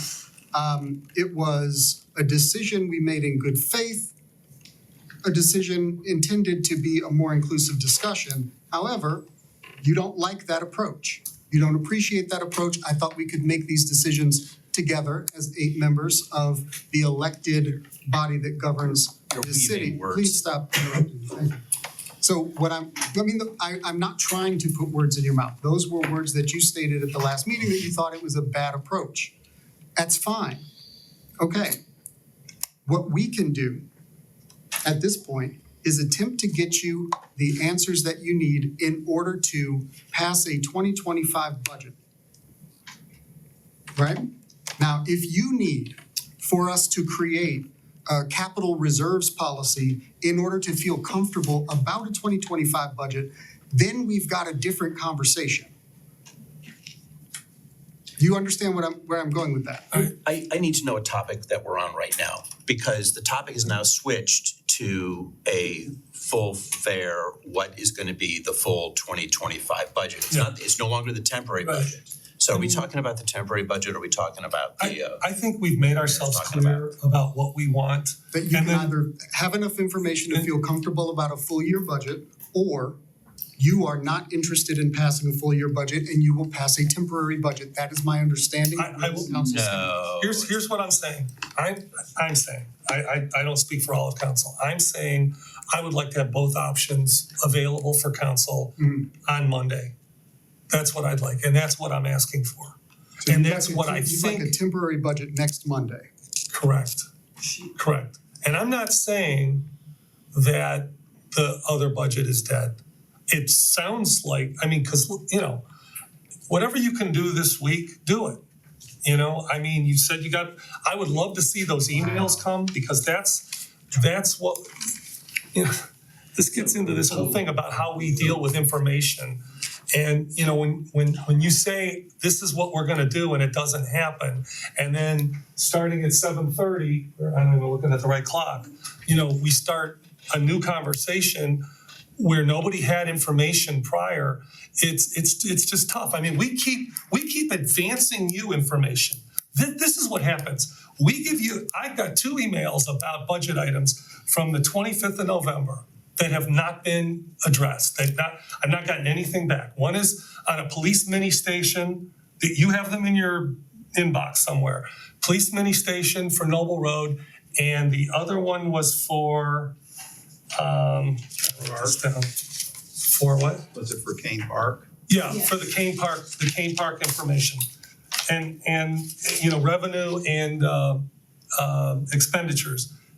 You know, so what I'm saying is, we give you the questions ahead of time, and then we ask you to give us the answers ahead of time so we can look at them, and that doesn't happen. So we're in this place where we're just always in the moment, and then we have a 3.5-hour meeting because of that. I mean, partially because of that. With respect, Mr. President, Yes. sometimes we have a 3.5-hour meeting because I'm repeating answers that I've given this council innumerable times. I don't think that doesn't happen, but I think that's a minimal part of it, and the rest of it is we're just not there.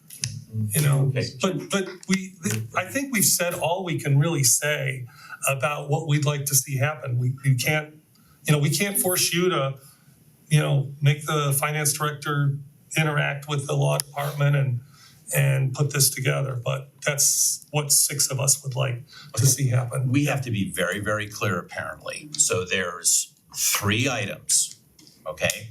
The first item is the legal documentation needed to pass a temporary budget. Right. We are relying on our legal department to prepare that.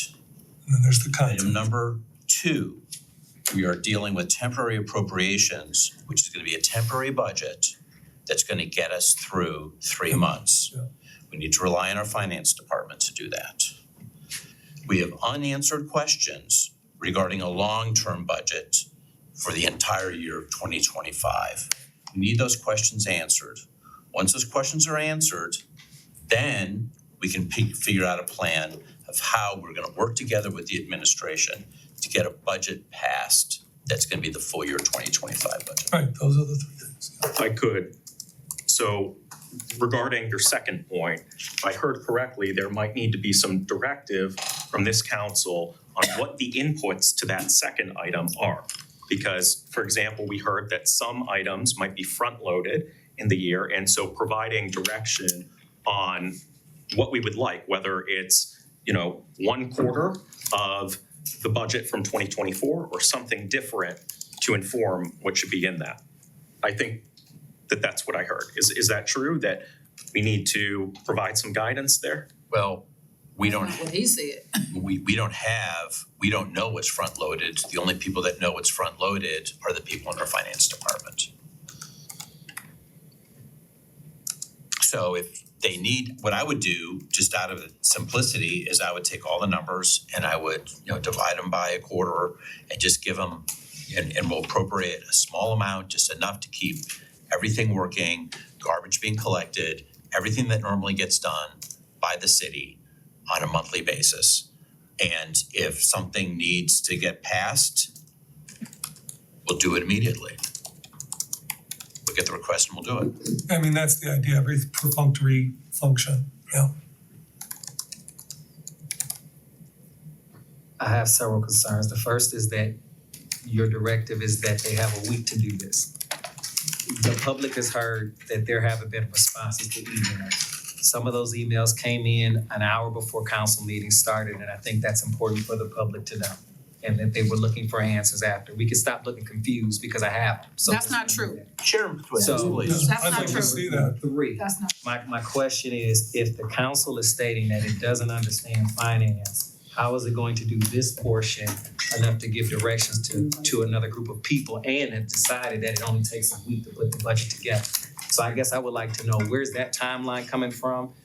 Because he stated that there's no experts on this council, so how we decided that you only need a week to put together a temporary budget in addition to everything else we just asked them to do. Where are we getting these dates and numbers from?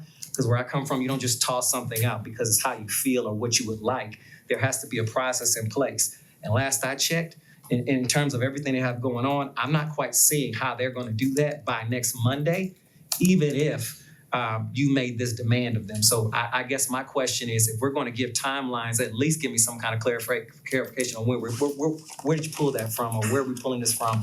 Why are we giving them a week or 2 weeks or 3 weeks? Where's this coming from? You can't just say, I want something in a week and not look at anything else that's happening down that pipeline or that's happening with this staff. Because the council is clueless on what's happening from an operational standpoint as well. And that to me is also dangerous, because now you're setting an expectation that maybe they never could meet in the first place. And now we're going back telling residents, well, we gave them a week and next Monday, now I'm gonna be hearing people sending out emails like such as yourself saying we gave them a week and it didn't happen.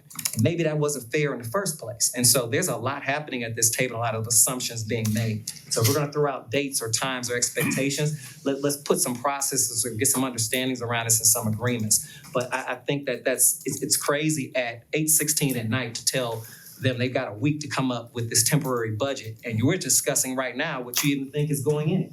And that's my problem. Well, this request was made today because this is the first time that everything was backed up to now. We couldn't. But you just gave them a really. week, Let me and just we don't finish. even know what's in it. We couldn't come to this place any earlier than today, this meeting right now, I scheduled this meeting 2 months ago for this very purpose of knowing, not for this very purpose, but for just knowing that a lot happens at the end of the year. So but there's no way anybody could preemptively know where a council's gonna be on a given day. This is where we find ourselves today. The only practical thing to do if you don't have support for a budget is to come up with a temporary budget. I asked Director Hanna today if there was any kind of third option, and you didn't know of one, and I certainly don't. So this is it. This is it. These are the options. And I'd like a clarification. I sent emails. I sent almost 40 questions. And I sent it the morning of the council meeting. And if you recall, while you was on the wall, that I specifically said here, when they came around the table and asked, did I have any questions? I said, no, I did not have any questions because it was not fair to the mayor to be able to answer my questions when I just sent them this morning due to the holiday. And as of right now, I have not pushed him to answer my questions. I am waiting for him to do that, and I have not asked him, I have not emailed him for a response. So I just want to make that very clear because that was stated here in the open. So if anyone else sent any emails prior to that morning, I'm not aware of. And your email didn't describe the fact that you felt like you could have got those answers by the meeting? No, it did not. Okay. I said it here in this room. I know what you said in the room, but your email did not state that you felt you can get those answers by the time of that meeting? No. Okay. Okay. So No, it just said a clarification on top of Councilman Pasha's email, and I specifically stated it. Because I was headed back to, let me finish, please. I'm sorry. Because I was on my lunch break. I sent the email stating that these are questions I would like answered, but I clarified it at the meeting, stating that I was not looking or asking any questions because I sent the email prior that morning to the council meeting, and it was not fair for me to ask for the mayor to answer those questions when I just sent them that morning. And I think that's fair. So I do the want law to point director- out, sir, though, that her questions, at least in part, have been addressed. We have answered some of these questions I don't know, that's something. already. And so I understand, we're having this conversation in public, in full view of the public. Yeah. And, maybe that's not helpful. I understand. I will tell you this, though, again, writing reports is a time-consuming exercise. It is. And so, in the same way that sometimes council members would like to just have a director come to a meeting and have a conversation in order to get through some sort of topic that can go back and forth, right? So clarifications can be explained. I just want to And be so clear. in this meeting and in other meetings, I've provided answers to these questions, but it appears that these answers are not being received, and so I understand. I'm going to spend a great deal of time laboriously providing specific answers in writing to everybody. Maybe we'll post them on the website so everybody can see them, all right? Some of these questions are related to the 2025 budget. Some of them are not. I'll prioritize the ones that are. Yeah. I'll try to answer the ones that aren't as well. But I hope that this council can be reasonable. And upon receiving those answers, perhaps if there are other questions that arise from the receipt of those answers in writing as opposed to verbally in the course of an open meeting, then we can continue having the conversation and maybe I can clarify some of those answers that I provided in writing instead of attempting to do it through this conversation. Just to be clear, Yeah. I didn't ask you, I don't think anybody asked you to put them in writing. You said, this is what I'm gonna do. It was, I'm gonna, that was a goal. And I'm gonna continue to work. and by the way, I understand if you didn't find the time. I get that part of it. But I want you to, I'm just saying to you, that wasn't like my expectation. That was the expectation you gave us. And listen, it didn't happen. Nobody's The dilemma, my time and the administrative staff's time is finite. understand. And there are ongoing issues that we are constantly dealing with. I think we've made, I think we always rely on staff. I mean, the law director said he has what he needs from us. So I'd like to move on. Just 10 seconds. I think in the order of priorities, the legal, the temporary appropriations, regarding our questions, I think the highest priorities is the legal issue and the temporary appropriations so we can get a temporary budget passed by this coming Monday. The questions regarding the long-term budget things, we understand that you have a lot of work to get done. I would focus on the first two, and then once we get past Monday, then I'd worry about the questions. But it's important to keep the lights on in this city. And I think we could be flexible as far as getting our budget questions answered, but we need to work on the legal and the temporary stuff, then the budget. So I think I would agree with that. I think that's, All right. We do need to get that ARPA update and I'm gonna do this. Okay, that's great. Thank you. We can be budget back. All righty. So, a lot of this is reflected in the spreadsheet that was sent out. Yes, thank you for that. So this is a timeline you've seen before, we didn't add any other work session. We looked at the timeline. As you all know, the deadline's coming up, December 31st, that's all funds. December 31st, 2026 is the date for all funds expended. So let's start off with what's been completed. That's reflected in the spreadsheet that was sent around. Firefighter premium pay, including ambulances, police vehicles, police equipment. Just in there. The guidehouse contract, ice rink rebuild, Evans Amphitheater roof repair, Compton Road pocket park, part of the Compton Road project. And then the salaries for general fund is still $75,000. Well, where's that supposed to go? The $75,000. Yeah. So that's part of the 3.8 million, that's the general fund road replacement. So we spent 3.74. I see. This is me reflecting what's in this finance system. Encumbered projects, and this is encumbered literally in the system, that means the PO is open, doesn't necessarily mean that executed contracts are also considered committed, but for the purposes of this discussion, I'm showing, making a distinction there. So there's still 4.3 million of sewer that needs to be encumbered, Burger Graden, that whole amount. Is that the entire amount or is that just what have we given them some money already? So this is encumbered, but that's, you're talking about Burger Graden? Yes. Oh, yeah. So this is just the encumbered amount.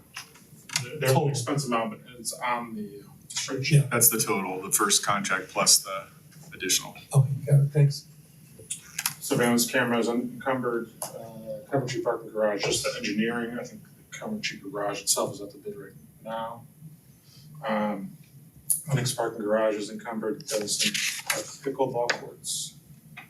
King Park office dressing room, just the engineering and the owner's rep portion. Compton Road traffic circles, that's the other part of the Compton Road project. Pride Among Daughters and Sisters, Heights Library, Starbright, the nonprofits, Baker and Building Heights. So 16 million is encumbered literally in the system.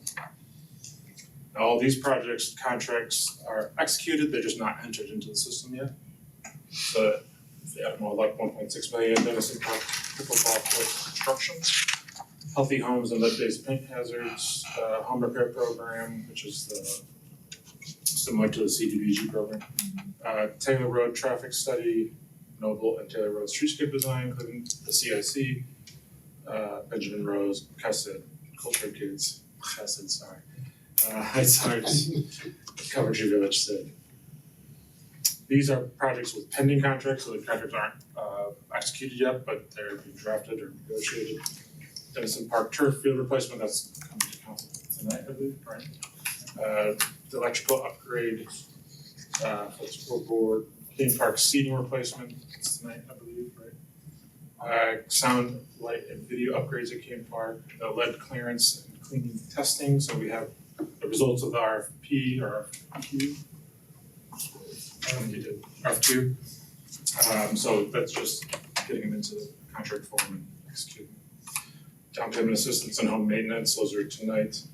Driveways, sidewalks, and pathways, we did that a couple meetings ago, but we just need the draft contracts and execute them. And the Noble Road market study. We also have, this is the UBIZ, 300,000 for UBIZ, which. I'm sorry, the driveways, can you go back? Oh, there it is, driveways, sidewalks and pathways. Is that the same, what eligibility, is that still, did we ever sign off on the programming of that? No, because it's not necessarily. Or is it just the programming that it's just the model they always use for this? So what you passed was just the authority to enter into contract with those two respondents to the RFP. Yeah. But how are you gonna encumber? Program guide, so we'll cover it through the contract, I see. but the guidelines hasn't. We just needed to encumber these two companies. Okay, so So that's The guidelines will follow. to be determined, okay. So yeah, if it's your wish, we'll hold off, I mean. It's not hold off, it's just that we'd like to approve that at some point Yeah, as that's what a I'm saying. separate piece. We'll hold off from actually implementing the program until you've seen Yeah. the guidelines. This is the UBIZ program, so 300,000 for home development, Future Home, Future Heights is contract, Start Right's contract, Journey Center, Reaching Heights, Artful.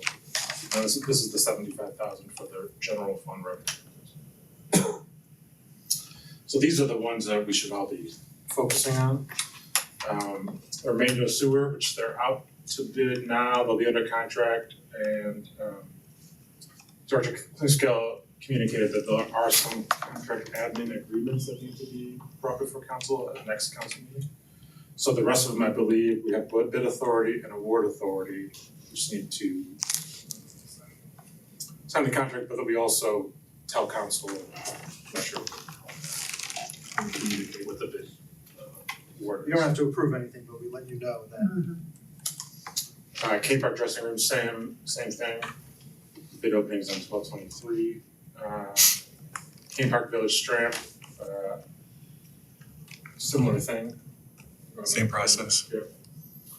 Coventry Park Garage, same process. The one that's not is King Park ADA improvements. Tomorrow is the end of RFQ period, so we will have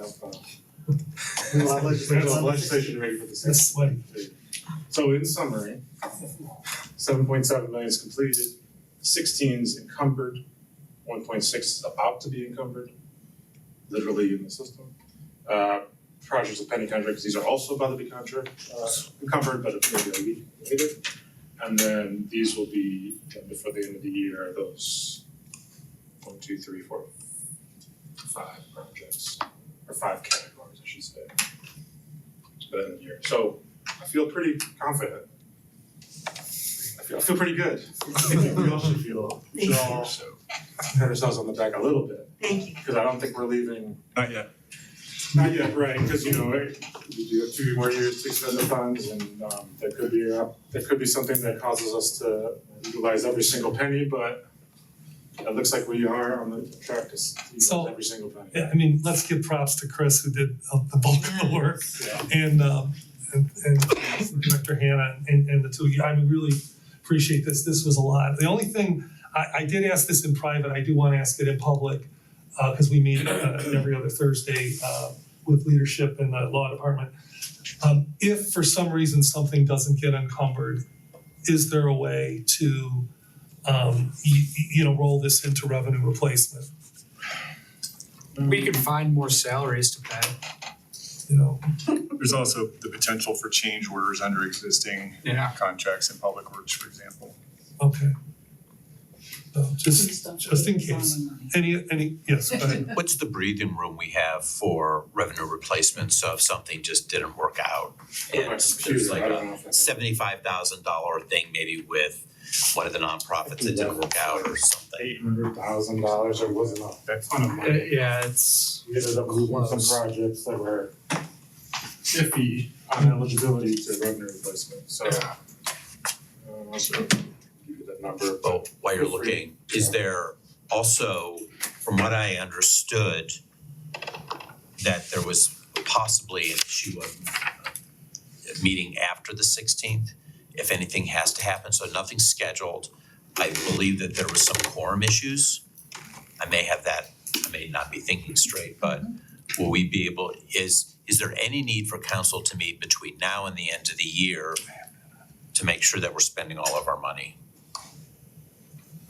We don't know yet. We're planning for it not to be that way, but It is possible, yeah. So we should have some contingency for that on council, and you would need 5 people there at this meeting, I believe, right? That is true. Right, to do anything as an And emergency. just so you know, I have that on my leadership agenda meeting with the mayor. Can we set Great it, question. can we set a date? This way we know who can be here and who can't be here. I don't wanna leave 5 million or 75 or 200,000 on the table when we could easily meet. I mean, I don't think that's good for the people. Now, I understand people have plans during the holiday, and I would not think, I'm usually away during then, so I wouldn't be able to be here if it was another year. But it would be helpful to kind of coordinate a date. Go ahead. So I was just thinking on that point that I think doing it as soon as possible makes sense, but I think there's a couple of things that we're still sorting out in terms of when qualifications, bids come in, et cetera, when they're fully evaluated. So such that hopefully by a week from today, I think we'd be in a position to give you better information about whether a meeting might be necessary and when that might be needed. Because I would hate for council to set a meeting and then find out it's not gonna meet the need. It's up to you, but That is the thing. I mean, I mean, we're gonna be I assume we'll be contacted by the administration if there's a need. But the date, I mean, you're just saying conceptually, could anybody meet after the 16th? I think it would be helpful to have a particular date in mind. Let's say on the 27th at 8:00, at least we know not to. There's precedent for that. Yeah.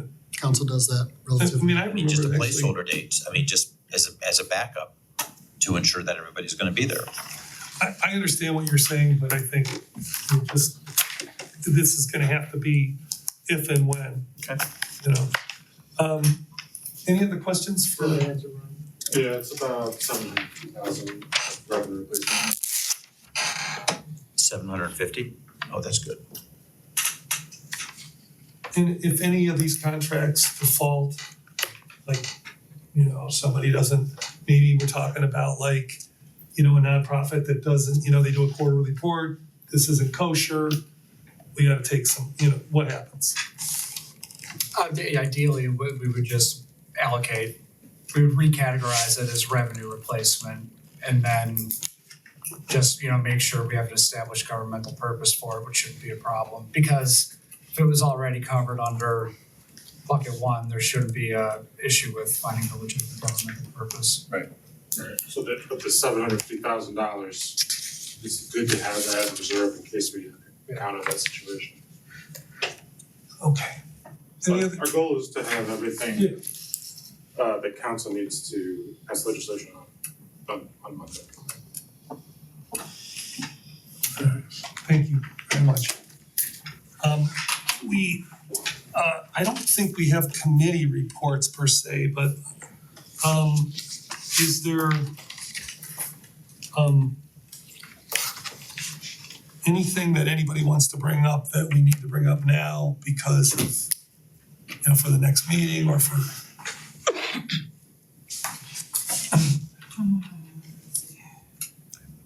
I would like to ask council permission to engage the law department next month on moving the date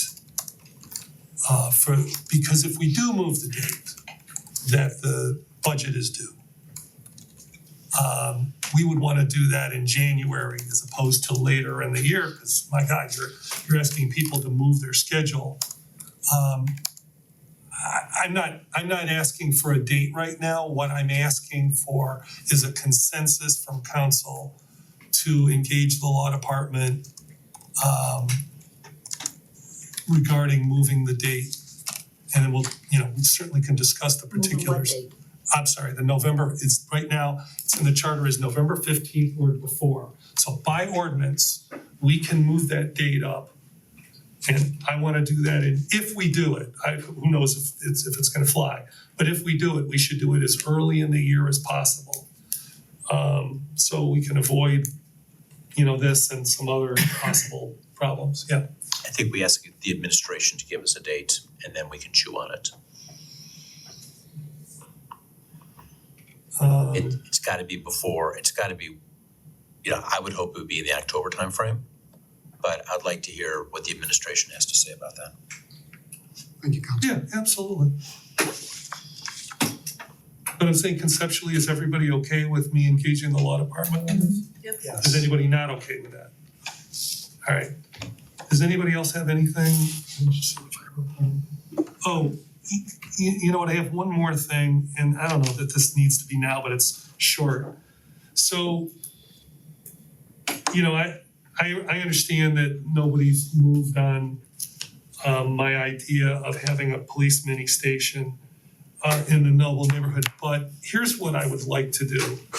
I would like to send not so much this idea of having a mini station in the Noble neighborhood, but I would like the safety committee chair, I hope this is okay, no, that is you, to engage the police department and get some data on crime, because this is what we would have to do anyway. If we were gonna have a mini station anywhere, we'd have to have a data-driven rationale that would drive this.